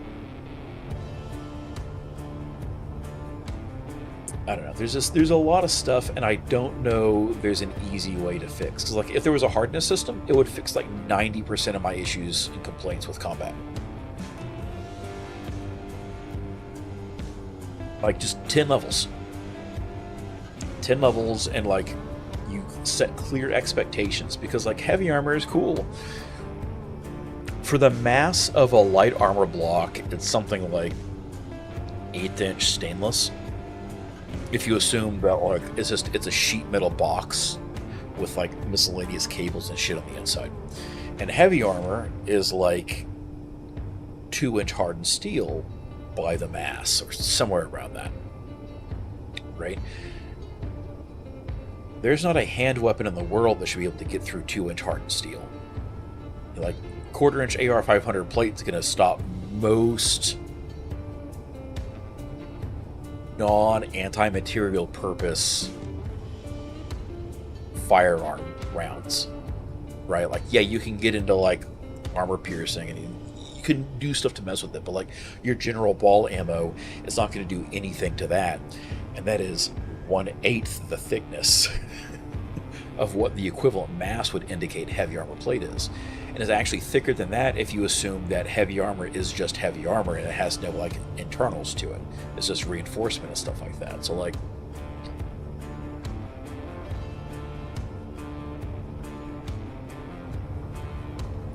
just a hardness system would fix so many things, but that would require a major overhaul. Aha!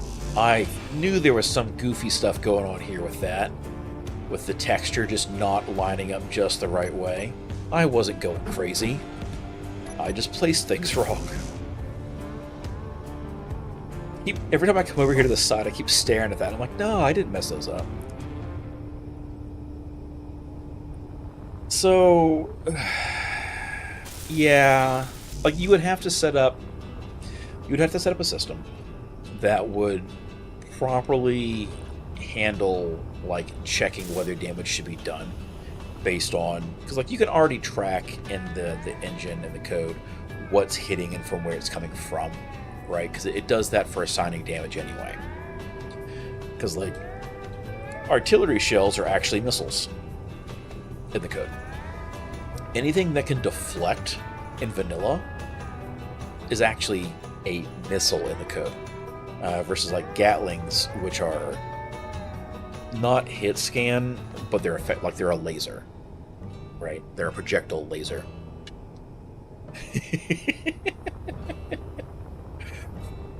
And it's one of those things where there's already some support for that, right? Because you can already identify the actual physical projectile traveling and have it do its stuff. And I think transitioning more to that for like grid scale weapons would be a lot more effective, because you could just go, hey, anything that is not the missile type in the code, so that's your handguns, your character scale weapons, and then Gatlings, small grid Gatlings, don't deal damage if it's this or that or the other, right? You could set that, and then you could always have, again, that table of let's do the comparison, because it's just basic math at that point. And if you just set it up so that everything had a default, unless it was set specifically as an attribute, you just run with your defaults. It wouldn't be too terribly difficult. It may not be perfect, but it would be pretty decent for how a lot of that would work for a lot of those implementations. But you end up, you know, and then if people like write mods to make adjustments and go from there. How do I do this side? Hang on, I'm gonna take a screenshot of what this is, because let's just go here and I'll take a quick screen grab and up. There we go. You know, it's one of those things where that'd be very easy to implement as far as that goes, and it wouldn't necessarily invalidate anybody else's work, right? Like, theoretically, you could arguably have compatibility with most things straight out the box, which is good in that kind of scenario. And then, you know, somebody could always just, like, write a mod adjuster, compatibility mod, to be like, hey, I changed this so that it works better for this thing now. And it wouldn't be that big a deal.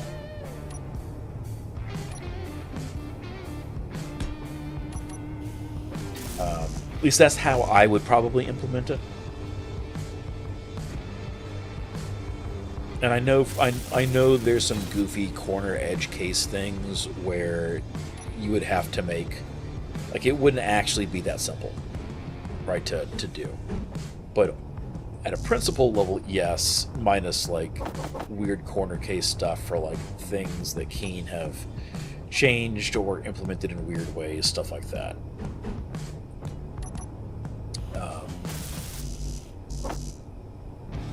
Because then you're just doing referencing, you know, based on the block struck and go from there. And then you don't have to worry about, like,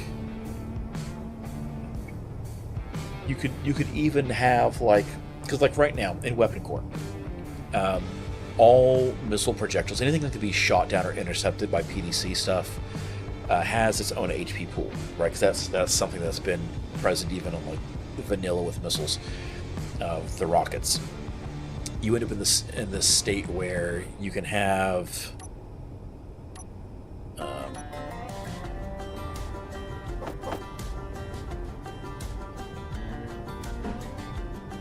different HP values. So like the effectiveness of something intercepting and shooting down torpedoes or missiles is based on the HP of that. So like the really powerful armored missiles and stuff like that people have in various things, you know, that's one of those things where you can just give them more HP, and then it's a lot harder to shoot down those things.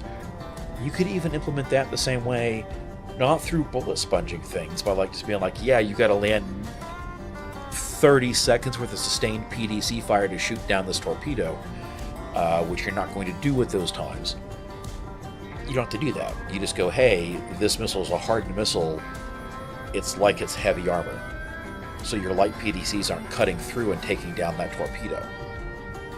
You got to have like dedicated like anti-torpedo defenses to shoot that stuff down, or like flak clouds or something like that that has an AoE burst and it goes from there, right? Like there's ways to do it, but it wouldn't necessarily be easy, and users would fuck it up constantly, and that would be a big part of the problem, because then you've got to support the users who are doing that. Alright, I like this. This is coming together nicely. I am probably forgetting something really important. Did I do that wrong? No, I did that right. I'm probably forgetting something really important that I needed some of that space to fit in. But we'll figure that out as we get there. I could put gyros. Ooh, I could put gyros there. Do I want to do that instead of more armor? Yeah, I kind of do.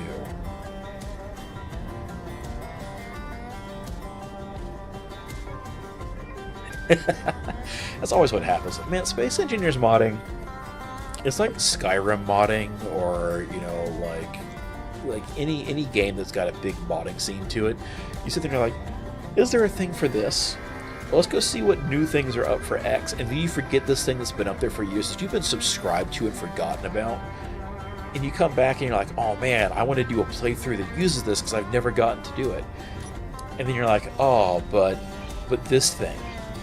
And then you find another mod, and you start looking for a different mod for that, and you go, like, it's never ending.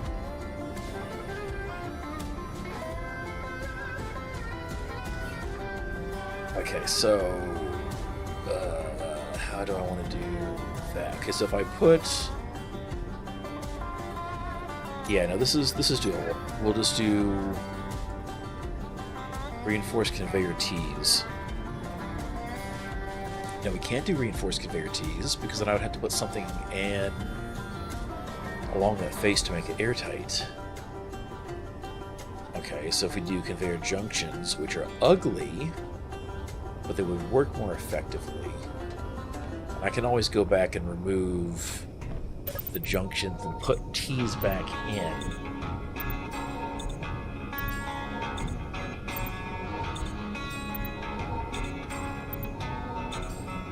I end up decorating that room with something that matters. Ooh, actually, I could still do T's, and I would just put batteries lining that instead, because this was going to be a backup battery power space. Yeah, because that gives me room for what, 6 batteries? 6 batteries. I could do 3 batteries and then something else over here on this side. Yeah, I like that. Okay, so we're back on board.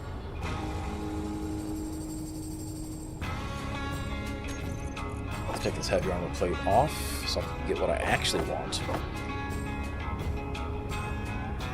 The question becomes, do I want to do double rows or a single row in 2 spots? I'm going to do a single row in 2 spots, so it'll be kind of like the edges. 2, 3. Place that wrong. It's fine. It's fine. It's fine. Cut a hole through the bulkhead, and then we do this, and then that's a curve. Yeah, okay, I like that. And anyway, you end up falling down this rabbit hole, and then you're like, okay, I figured this out, what I want to do. Do these mods work together? Do they fight? And you start going through that, and it turns out, miraculously, they don't fight with each other, but one could be a little bit better, and you write a compatibility mod, and then you're like, okay, now I'm too tired to actually play this. That's always what it comes down to. Alright, so let's grab... I don't have... Yes, I do. I can access it through here. We're just going to grab a whole bunch of weld plates. And put these on here.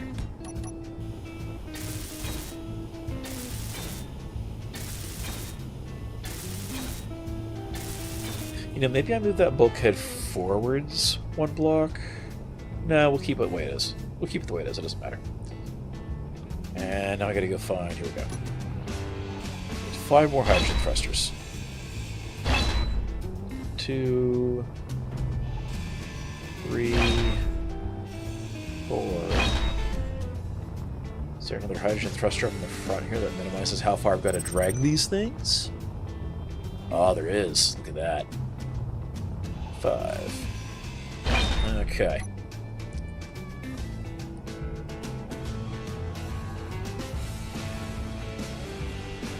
And, like, there's some stuff that you legitimately can't do without weapon core.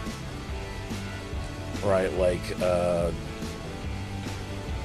the way the homeworld weapons pack drones are implemented, where they're technically a missile, you can't do that even with like Vanilla Plus, right? Like that very specifically requires weapon core code to implement in anything approaching a reasonable way.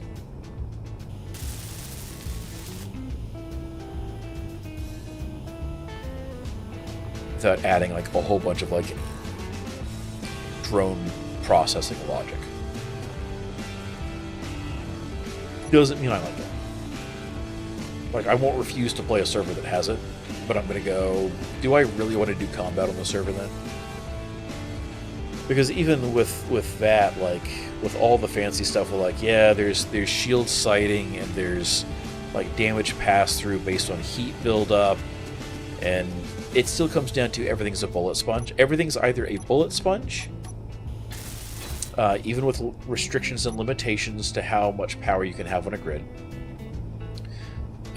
or because weapons have been detuned enough that it just becomes a slog where everything is invincible until suddenly it's not. And I don't find that fun. And some people do. And that's cool. I have no problem with that.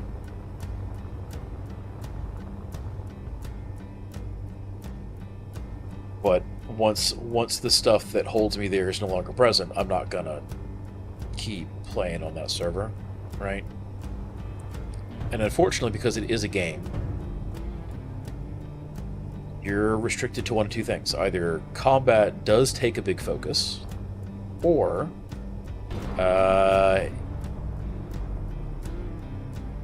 things are more like a job at that point in a video game. Right, because in order to have progression, you have to have something that's worth working towards. Or you have to have a large enough server community, which it has to be done at a scale that this game just doesn't run well in, no matter what you do for plugins, that you actually have like a really deep, like roleplay, like active roleplay community with. Right, as far as that goes. Now I know I had 5. I ground 5 off. Where's the 5th one? Did I miss it? Did it drift? It might have drifted. I'll have to go find it now.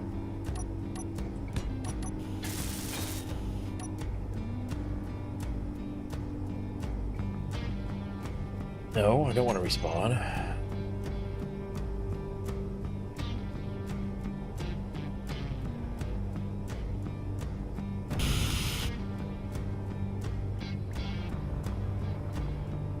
It's not falling down.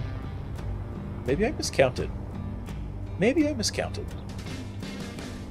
There's 2.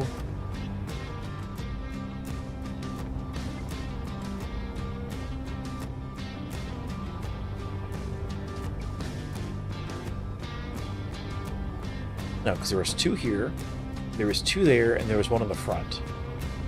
So where did that 5th one go? Or did it, like, spin flip around? No? Oh, there it is. Oh, it had lasted. That's a drift. That is a drift. That's actually starting to get close to the gravity field of that moon. Yeah, the problem is, like, you have to have, like... Roleplay servers have the unfortunate issue of needing to have a certain amount of critical mass and reliable players to do it. Right, like,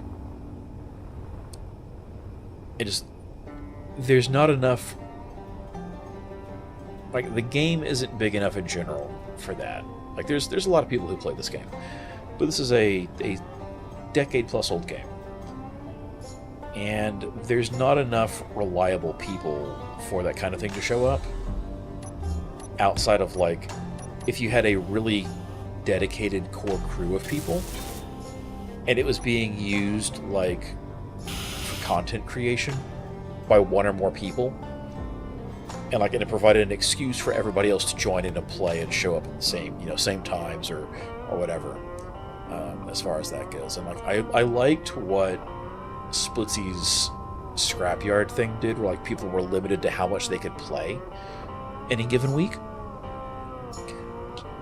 But also, I feel like it doesn't fully solve the roleplay issue, as it were. I think it's a step in the right direction, but I don't think it fixes it entirely. It's certainly more fun, I think, to play through and under, but it doesn't fix like the wanting to do like a roleplay-ish world thing.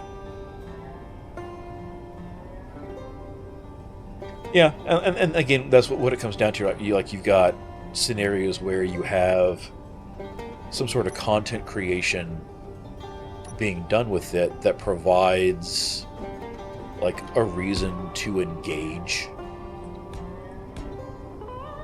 right? Like it provides a reason for people to want to show up, rather than just, yeah, here's the thing I'm going to play, new game comes out, nobody shows up anymore. Right? Like that's always ultimately the downfall, is new game shows up, life happens. Like if you don't have a sufficient method to encourage returns that isn't some sort of like gimmicky thing like daily rewards or something like that that's induces that FOMO even to a light degree, you start to run into issues then. So if you got a big enough like group that will reliably show up to keep things functional during like the prime time, yeah, it would work great. Like I think that'd be outstanding, right? Especially if it was something other than just like, hey, the role play is more than just who are we going to go shoot this week. But then you end up having to get into like that's a lot of work from a server management perspective for like running restrictions and adding subsystems via mods, because like the biggest way you can encourage roleplay is to make it so that one person just can't do everything, right? Because that's the thing with Space Engineers, is from the ground up you're not designed to have to go talk to everybody,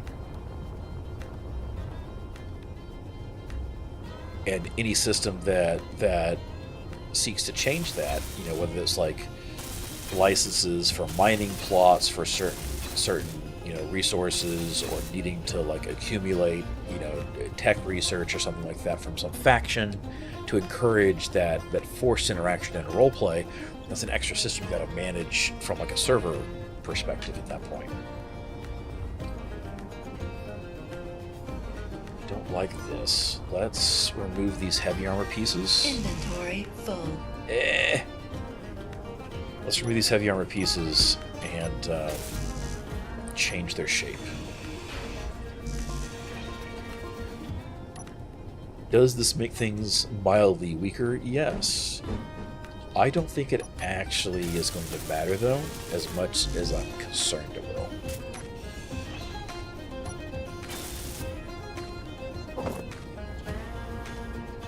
So, like, in order for that to work, you have to have a forced reason for there to be player interaction. And whether that's access to or restrictions to what blocks you can place or make, or certain rare components, which is the easiest implementation is just, okay, well, in order to do this thing, you have to have this, this special component, kind of like a prototech component that you have to go deal with, camp who's researched it, or, like faction group who's researched it, in order to properly build these, or, loot them, steal them, find some black market method. But you have to do it in a way that has a way to restrict who can actually obtain those things. And then you have to have some sort of sync for those components too. Right? Like either like limited fuel access or needing to sell things, to have space credits to do stuff. I really like the way the bottom of this is working out. Like this is like when I get up in close here and I ignore the scaffolding, I'm really liking the way that's shaping up. Like the hoops I designed originally, I am liking that. And this whole like the bubble for the cargo area, I'm liking that too.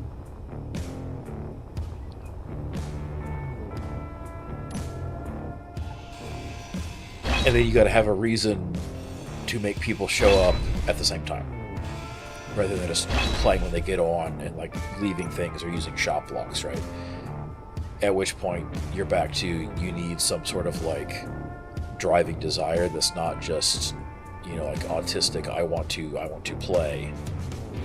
So either you're back to like a small core group of individuals who really wants to do that, and then it's more like, you know, like a tabletop RPG at that point for what you're actually accomplishing, or there has to be some sort of like content creation thing tied behind it that drives it. And there's nothing wrong with either one of those options. But it does add a level of complexity and management that has to be like worked through.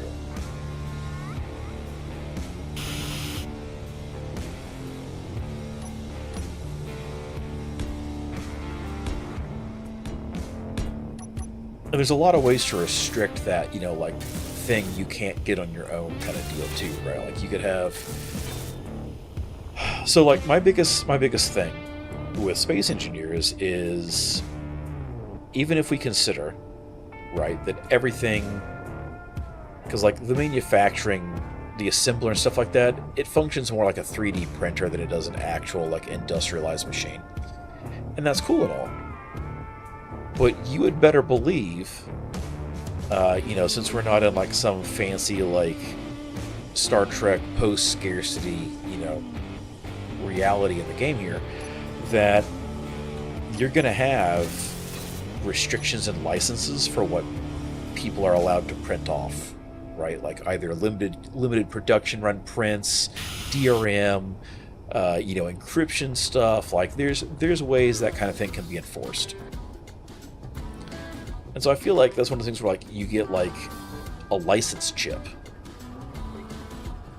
You know, because like, hey, here's, in order to make this component, in order to make the thruster components, the very first thing it needs in the assembler is a license chip for that kind of thing. And once you make it, then it's used up, right? And that's one potential way you could then limit access to that resource, because now you've got to get licenses for every thruster you're building, or every thruster component, or whatever else. And that would be a really easy way to do granular control. You know, sell bundle packs or whatever it happens to be. There'd be one really easy way to maintain and adjudicate control over what people could do, and then they have to interact with like your grand NPC fashion, your space Amazon, or your space Cisco, or your space TSMC, or, you know, whoever it happens to be for making the parts they want, space NVIDIA. It provides a convenient justification for that kind of thing. And sure, there are going to be people that open source stuff. And that's a great way to be like, hey, this module that has, you know, this thruster with these stats, and this, you know, from this mod of this appearance, is something that's predominantly a faction of XYZ because it utilizes their proprietary like licensed part, or this is the open source version. And then you can have different levels of stats for performances for that. There is, so like the ACS mod has for their thrusters that kind of thing, where there's a specific component for it, which is cool, and they've got better stats. But you could absolutely do that. Like you could even do that within, you know, that having to do a whole separate thing. Just do blocks and assign it like the textures or the models of existing blocks, right? Like yeah, man, these are the sci-fi thrusters. They're not actually sci-fi thrusters because those are disabled, but they use the same block model, but they're this factions thing, and then you have your key part. It's the first thing. You either restrict it so that it requires separate components to make that brand, or on assertive combat systems. Yeah. Or you make it so that to place the block, you have to have like a special like framework piece or an adapter. That's the very first piece you block. So if you own those, you can just place the block and you can move them around. How you choose to implement that would really change how the economy system would appear to function. Oh, gotta recharge. And you end up with a scenario then at that point where you go, okay, well, maybe there's a combination of both. Maybe some blocks, you have to have a license to even have the blocks, right? Like certain weapons. If you don't have a license for that weapon, you're not allowed by space law to make that weapon. And maybe there's some less than lethal ways to get a hold of those license chips to place down that big-ass gun, smuggler style. Like the turbo laser or the turbo lasers that the Millennium Falcon had were not civilian-grade weapons. They were military-grade weapons. They were technically illegal, which is why they sat behind a bay cover in place of some of the escape pods on that YT-1300. You could do that. They sure weren't bought legally off the Empire, But, you deal with some smugglers. Maybe there's some missions associated with that. You set up some contracts. Like, there's ways to leverage it where even with NPC engagement, you could still push some of that stuff. And it would provide a way to do it. And maybe you have to have certain licenses or memberships or, there's ways you could push it around some where it would be a little bit more accessible without making it something where anybody could get access to it MMO style, right? Because that's ultimately part of the big issue is going to come back to how do you stop people just going, okay, well, I'm just going to sit here for 8 hours a day and I'm going to slow boat this and do it all myself rather than engage with people. And there's one thing to be said for like, yeah, you can do this from a like self-policing perspective. But it wouldn't be better if you didn't have to. The guy who goes, I was going to buy this thing from somebody, but our playtimes didn't sync up for so long that I unlocked it and did it myself too. And maybe that's a thing where each person can pick a specialization.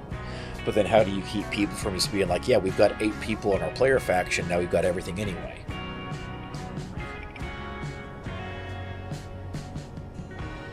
There's a lot of thought and a lot of ways it can be involved with. Bear with me one moment.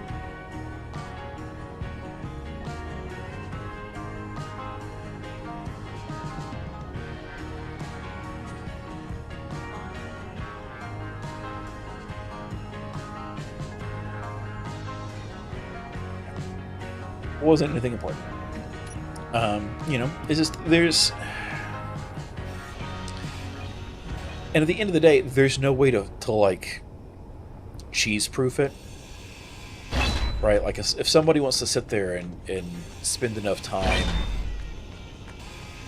figuring out a way around the restrictions.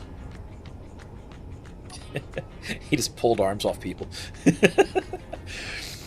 It's just one of the things where, you spend enough time, somebody's going to figure out ways to get around the restrictions. Right? And then you have to go, well, what's the consideration? Does it matter? Somebody goes, I really want to do a lot of fighting. Cool, now I've sat here, and even if I've sat here and roleplayed with people, I've spent enough time on the server that there's literally nothing else for me to do because I can win every time. Through a combination of skill and design and part acquisition, I am unstoppable. Now I am bored. Now I stop playing.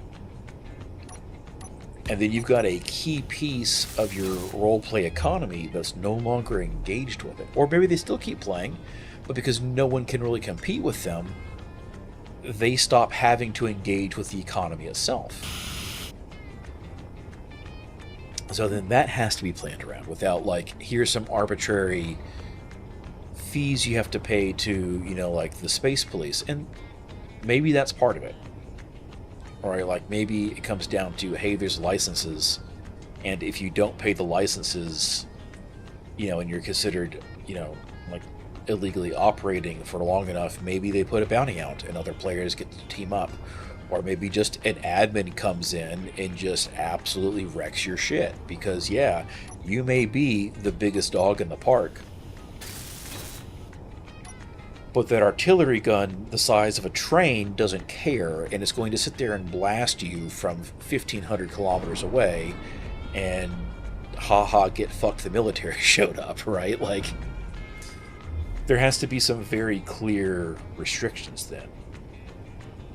Like, I think one of my favorite illustrations of that is actually from Firefly, the TV show, right? Where, like, hey, these big transport ships, these ships of, like, scavengers and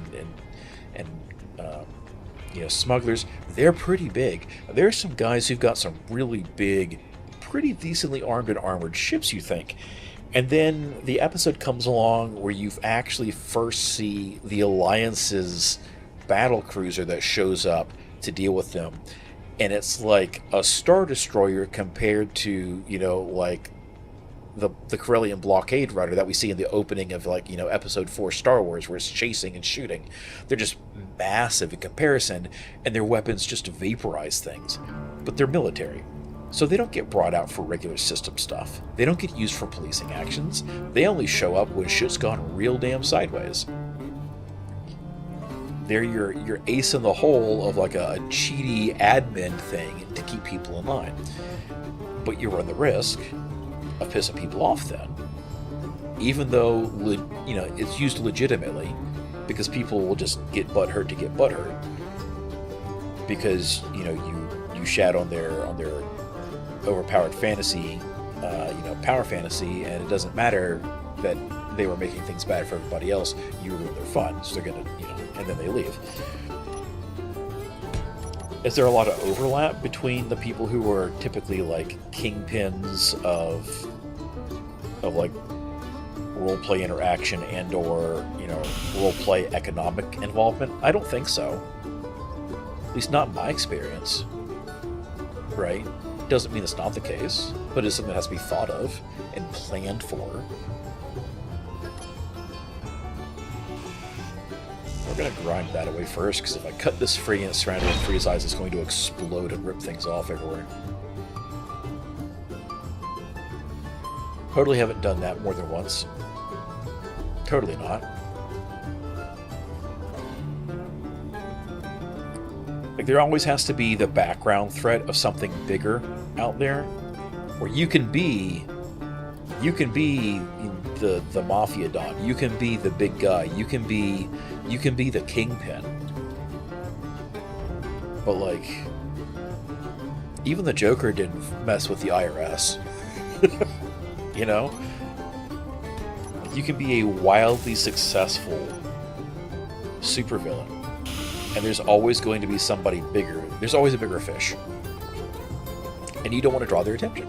So as long as you operate inside your pond, they're content to let you still be a shark in a pond.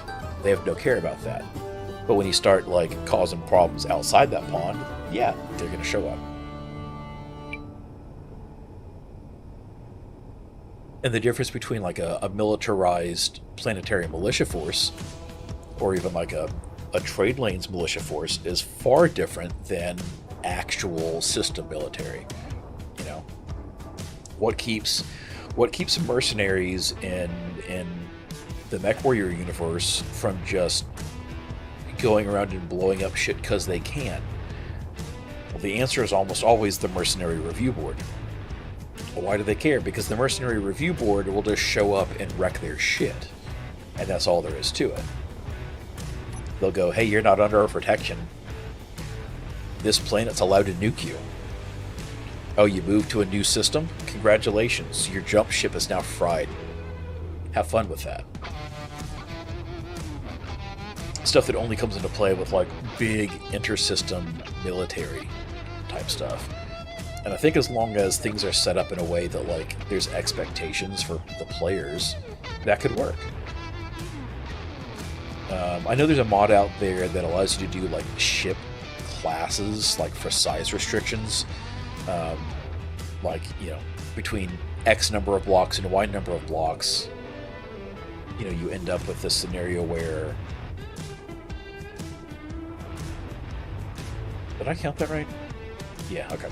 You end up with a scenario where, like, it's going to be a ship of X class, and that requires certain restrictions. It also limits what you can and can't put on that grid as a result. And there's some cool stuff you could do with that. You know, I've played on servers that had a core-based power system where, you know, you have to have a core block that allows up to a certain amount of point values in various things, like certain weapon sizes or power generation, stuff like that. And there's always going to be like ways to cheat that, right, at the end of the day. But it's better than a lot of stuff. But if you got a lot of players who only view it as, you know, biggest is best, I must have the biggest thing. Now what do I do with this big thing that I have it? There's not going to be a whole lot that you can do with that. Let's see, this is the top.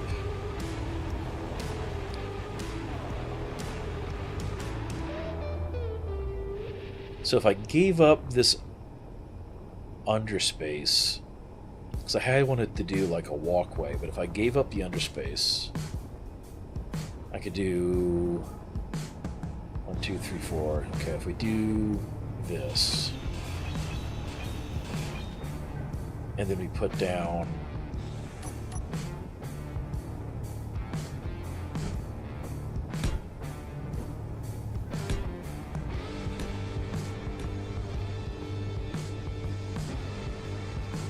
that, then I can put another bank of thrusters in.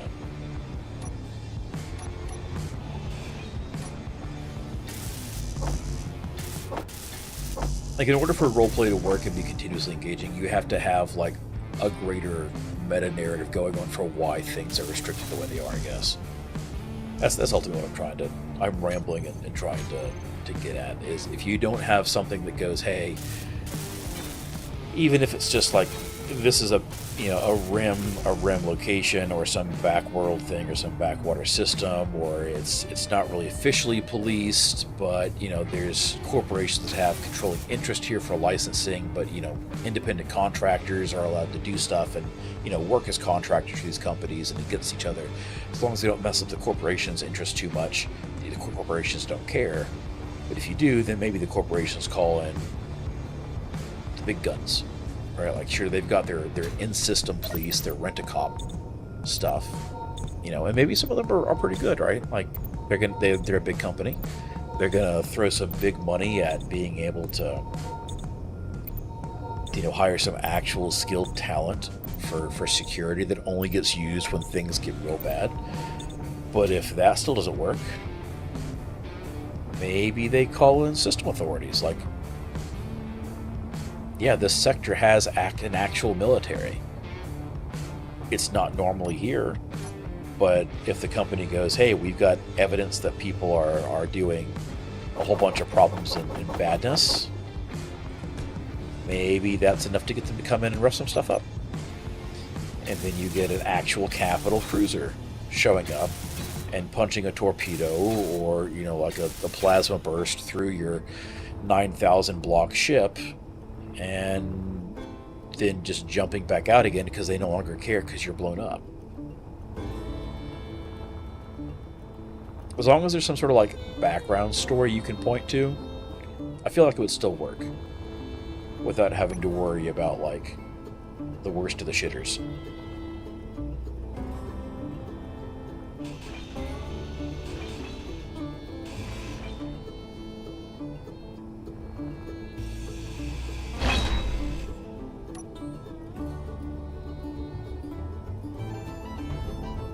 Like, smuggling works best when no one knows you're doing it. Right? Kind of like being a spy. If no one knows you're a smuggler, or you don't make enough waves that it's worth them spending the energy to find out and prove it, you're good. You don't knock off the big money. You don't go kick the hornet's nest. You don't go, causing problems with the legitimate military. Because they're always going to have more guns and ships than you.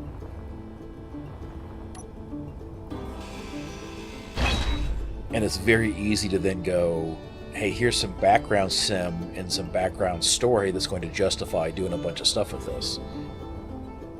And if you have enough players where they set up factions and stuff like that, you don't necessarily even have to generate much, if any, really, like background meta narrative. Like, it's easy to go like, hey, there's some problems and we don't have this now for this for these couple weeks we're not going to have access to this thing. Or, hey, there's some new ships that are going to show up as potential NPCs. But also, I think a problem related to that is that at the end of the day, you end up with a scenario where people go, we want people who want to fight to have a challenge, and we don't want them to steamroll our NPCs. Which is fine, but then you get into like a game of rocket tag, effectively, where at the end of the day, the players are always going to win, because they're going to be a lot more flexible no matter what you do, no matter how you cheat, no matter how you give, like bonus stats or whatever else to the NPCs, they're always going to lose.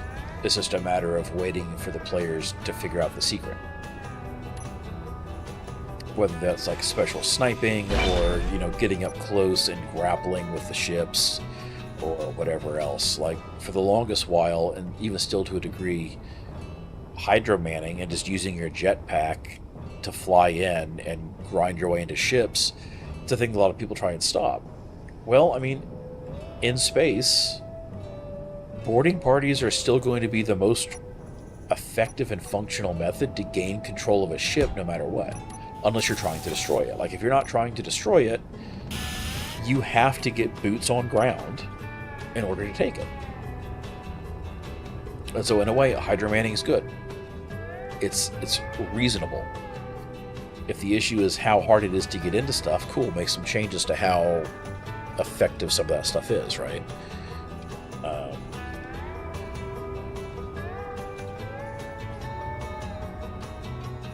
Put interior turrets inside your damn ships.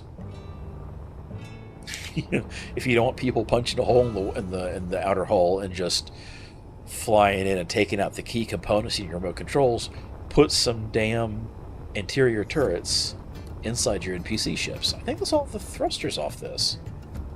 Did we finally get all the thrusters? We finally got all the thrusters. Look at that. We have a lot of gyroscopes here. Oh, oxygen tank. We have 2 hydrogen tanks and no oxygen tanks.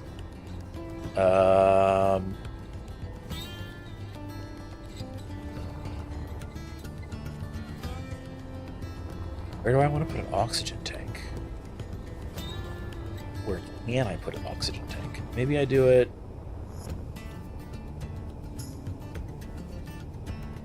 So the problem is I don't have access to the new oxygen tanks because they're not on any of the existing grids.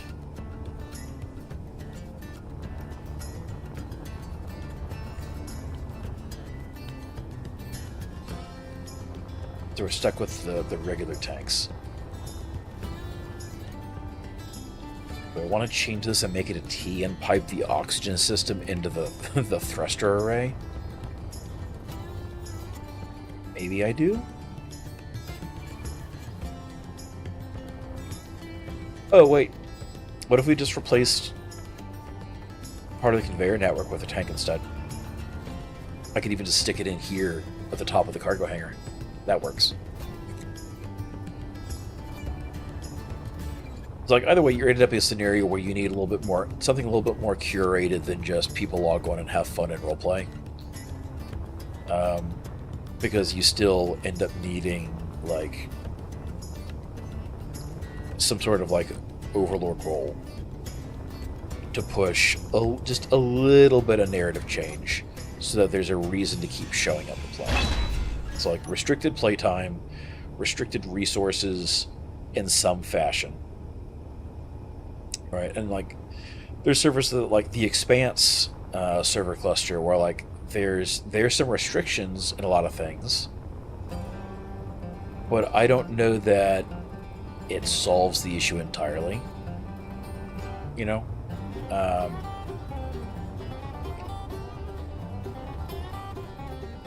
Or at least in a way I would consider like effectively solved. Like it's better than some, but also there's a lot of like time grind and sync involved with that methodology.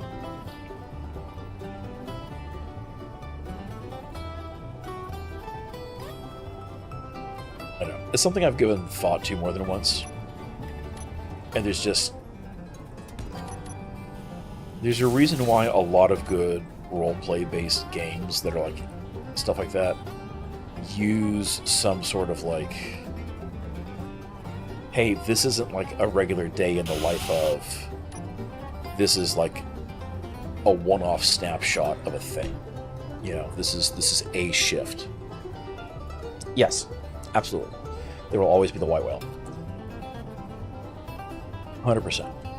And so a lot of those games are like, hey, here is a shift, here is a day, and it's one of those things where like you have like this little encapsulated moment where you can focus and roleplay, but it's not a constant thing. It's not MMOs way back in the day, you know, where like you can be like, oh yeah, I've been, you know, for the last week since I saw you last, I've been doing all this stuff, and you were actually doing that stuff for that week. You know, it works a lot better where you just like, oh yeah, here's some shit I made up for my character. Because who has the time to actually live out a whole separate life's week? What are you doing? You're way out there, 5.5 kilometers. Stop that.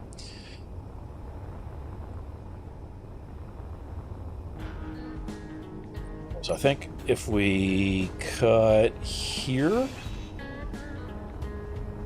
and cut here and mirror this.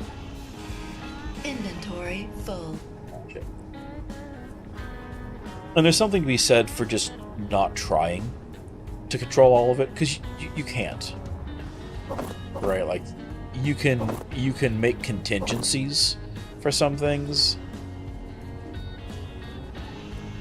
and then you just have to kind of address problems that come up as they come up. Alright, where does this link to? How far? Okay, so we break the air gap there. We break it there. We don't break it there. So technically, if I use these reinforced junctions,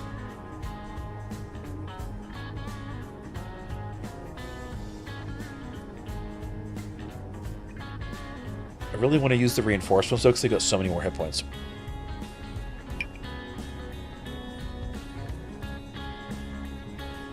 Like the hit points per kilogram is so much better.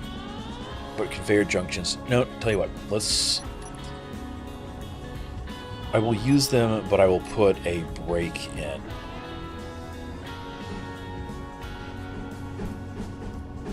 It's like there's so much stuff that you just have to be like, okay, we're going to assume it's good enough and move on from there. You know, that's ultimately what I'm just blabbering about. You can make it good enough.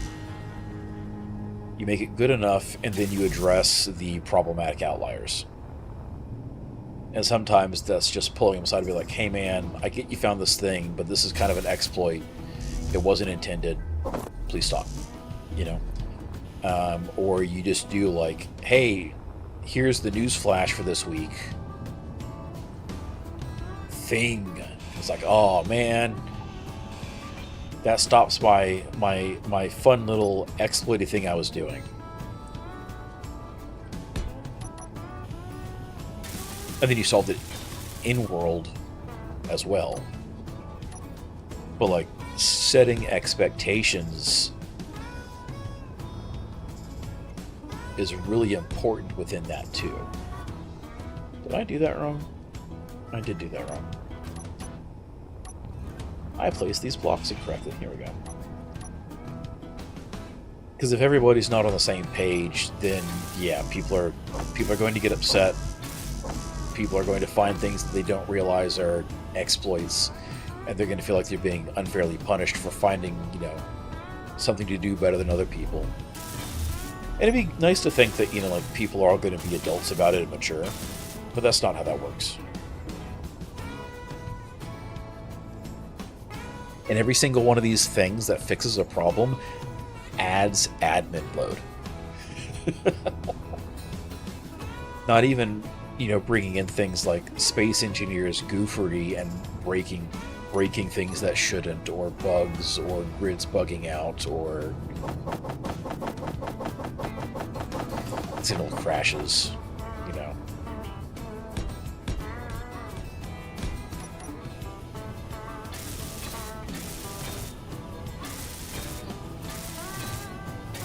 I mean, a lot of oops, out of power. A lot of big companies screw this up, right? A lot of companies who make a game specifically to do this kind of thing and run servers and have paid staff to manage this stuff and engineers to fix these things on the code side screw this up still, right? So, like, it's about getting good enough with it, I guess. Having some consistency. And that's something I've noticed a lot of people have issues with accomplishing successfully, is figuring out and managing consistency for that kind of thing. Just either, hey, here's this really cool thing I want to use, let's use it. Or, this would be great, but I don't have a way to justify it within this server. So I guess this is going to happen. It is what it is. People understand it's a game. But, I mean, it does have an impact, you know. The verisimilitude is still important. Alright, that's just swinging everywhere other than turning. So let's try this again.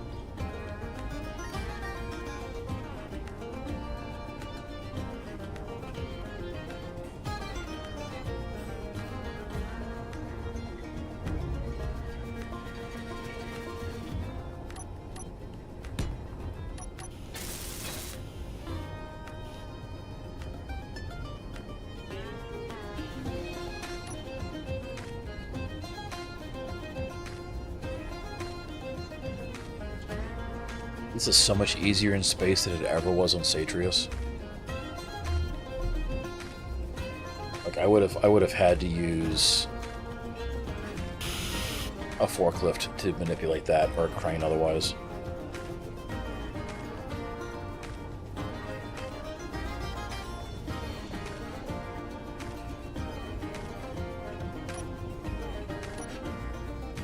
The weightlessness of space has its advantages.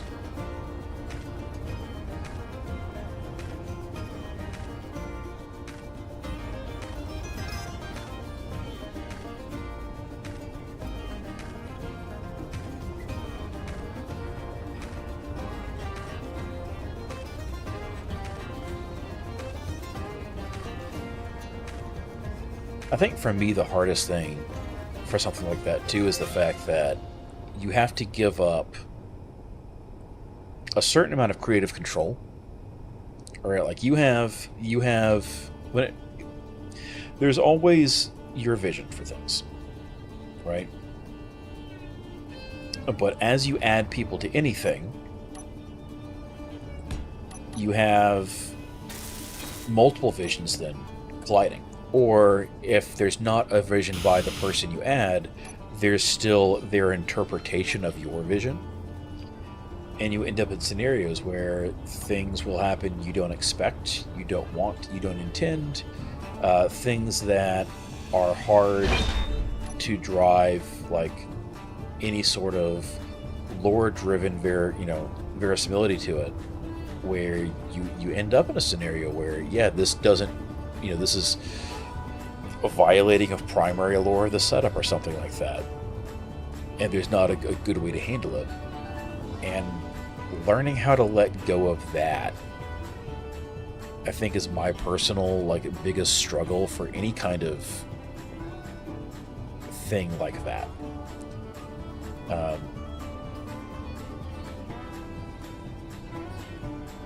And I think for me, weirdly enough, it's kind of specific to video games for that. There we go. Finally found the button. Like tabletop RPGs, you know, role-playing games, stuff like that. That's never a problem for me, because it's very clearly a, you know, from the start, yes, and here's your setup and your premise, and you go from there. And then what other people do is their stuff, it's their character. It's even as a DM, it's not something I've never struggled with. But for some reason, in a video game, I have a hard struggle with that kind of thing, where, like, yes, there will be stuff that is violative of what I thought the social contract was, or the setting was, or the experience. If I'm the one driving it. Right, like if somebody else goes, hey, here's my vision of my baby, I'm like, cool, I will play within that. But then that still becomes an issue of, like, again, that is my interpretation of their vision as it goes, you know?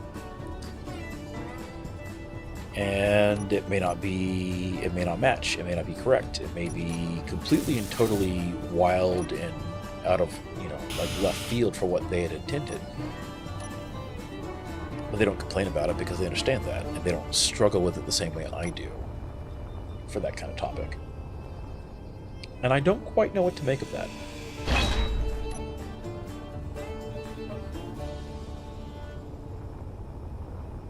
Like, it's not a thing I have issues with like, again, tabletop RPGs or improv anything, or, you know, like, just creative design, like jam sessions. But for some reason, specifically with video games, it bothers me. And I don't know if that's because, like, in my mind, it's a video game. It is... I don't want to say it's a solvable system, but ultimately, at the end of the day, it is. It is a system driven purely by mechanics, purely by code, and there is... no matter how many ways you have to get a thing done, there's always an optimal method, or an optimally set up for right now method to pursue for that. And I think that's ultimately what messes with me in that kind of scenario, where there's a divergence or there's conflict. Even if it's something where I don't think there should be conflict, if somebody else thinks there should be conflict and they generate conflict there,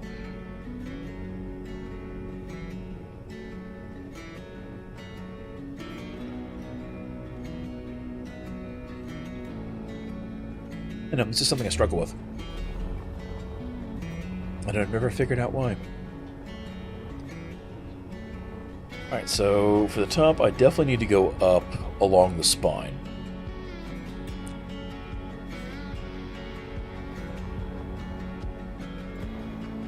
Or, unlike the bottom, we offset these instead, and I can sink them down below.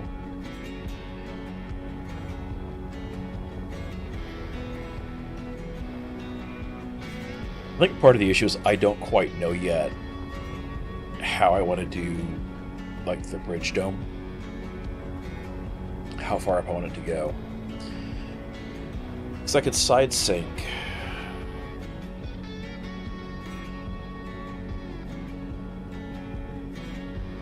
I don't like this. So we're going to flag this bright pink, so I know to come back and revisit this later, because I do not like that. That placement bothers me now that I've done it. So maybe I'll do like 2 lines here sunk instead.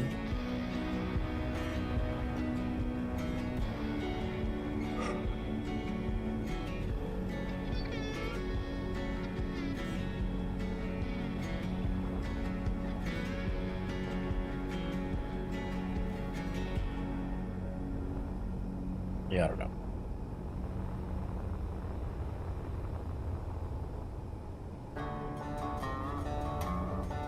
So I did 2 lines offset. I wouldn't necessarily have to do front and back. I could just do one set. I put them alongside the industrial chunk here.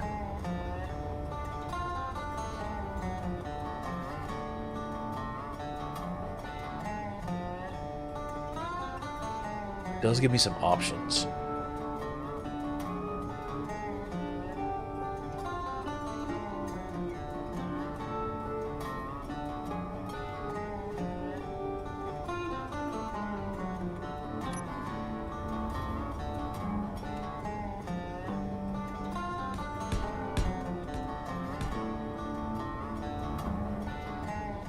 I can place the second set down here, and that gives me a block of recess. No, I wouldn't want to do that. I'd want to put them right up here at the top. So we're looking at that rather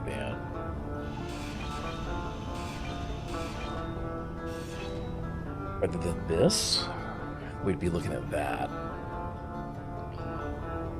which would be sunk below the spine line, still coverable by armor. That would give me still at least 1, if not 2 layers. So if the bubble came in on this side, like it does in the front, that still gives me at least 1 block of armor before the side of those. So if I eat a stray shot past the heavy armor wing shield things, the plates, the shielding plates, were still covered. It lets me still do a more sloped front end with a little bit of chunkiness back here instead. Yeah, I like that. Let's do this. We'll do this instead. So, I'm going to change this block out for one of those reinforced T's.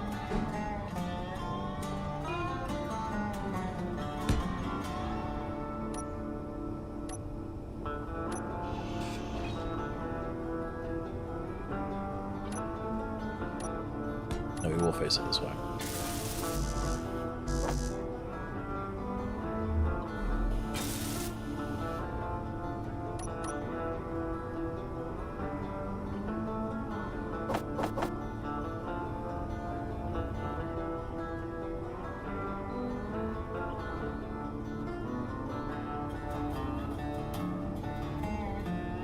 Okay, so we do that. Inventory full. Yeah. We go straight into a T.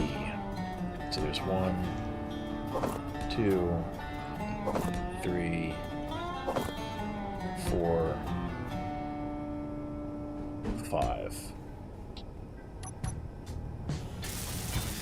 Now that does run the risk of everything for these thrusters being supported through the center. They come off the same line as these, but I don't think that's going to be a problem.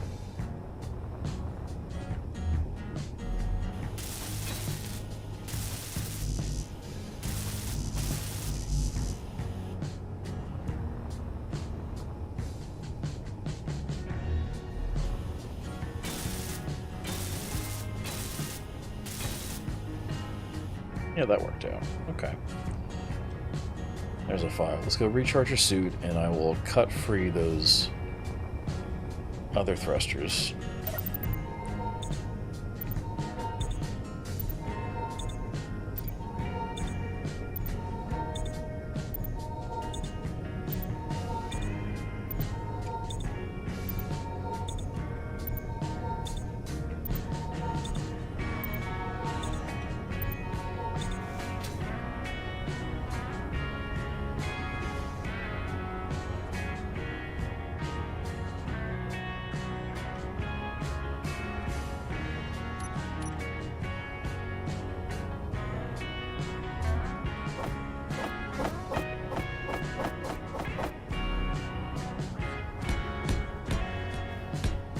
Okay.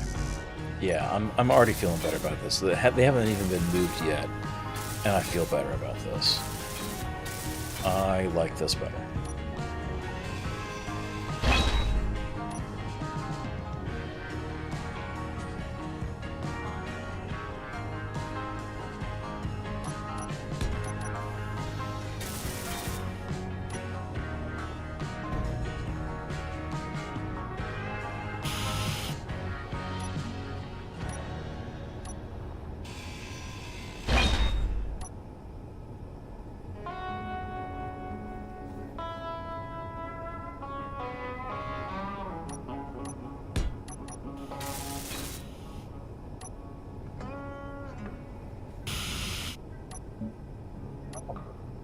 good amount of thunder and lightning. Caught that through the office window.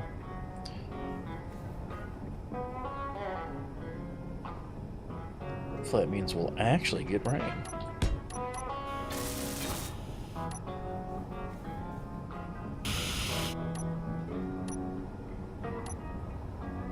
I don't want to be like a caricature, but we could really use it.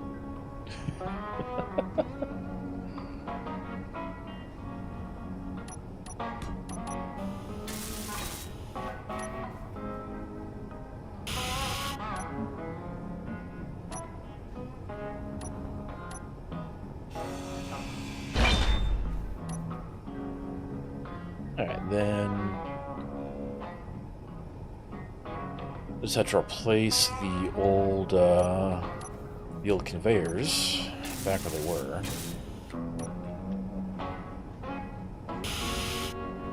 Yeah. Oh, that's so much better. That's so much better.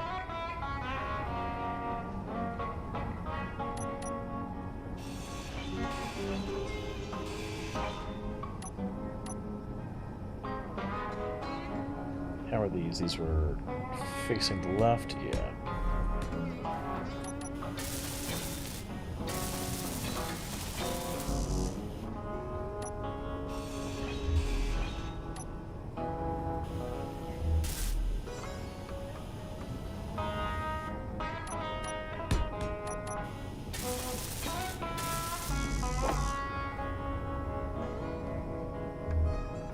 Just need to go through and repeat this process on the other side. You know, I was concerned I wasn't going to have enough small thrusters.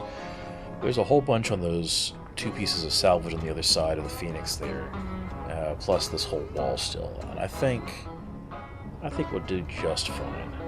Because what's left forward's braking thrust. We have no braking thrust set up yet. That's the only thing that's not the other side of down. We got 10 small thrusters for port and starboard lateral thrust. We've got 10 for vertical. We're going to have 10. We only have 5 for negative vertical. We've got 4 big thrusters here on the back. We have none on the front, so we need some on the front.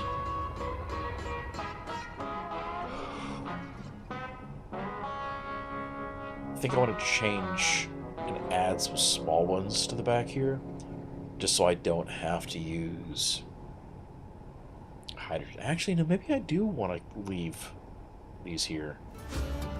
I need to see how many small ions we have, because if I could use those for like smaller RCS thrust, that would be the better way to do it.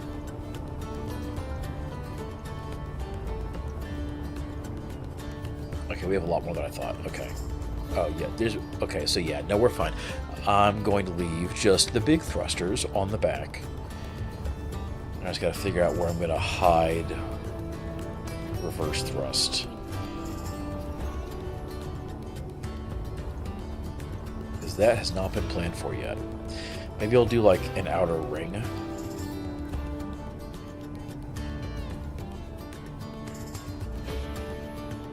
Facing forwards. Off the back. That might work. That might work. Okay.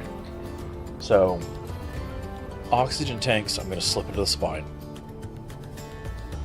Rear thrust is going to be in the back part here somewhere.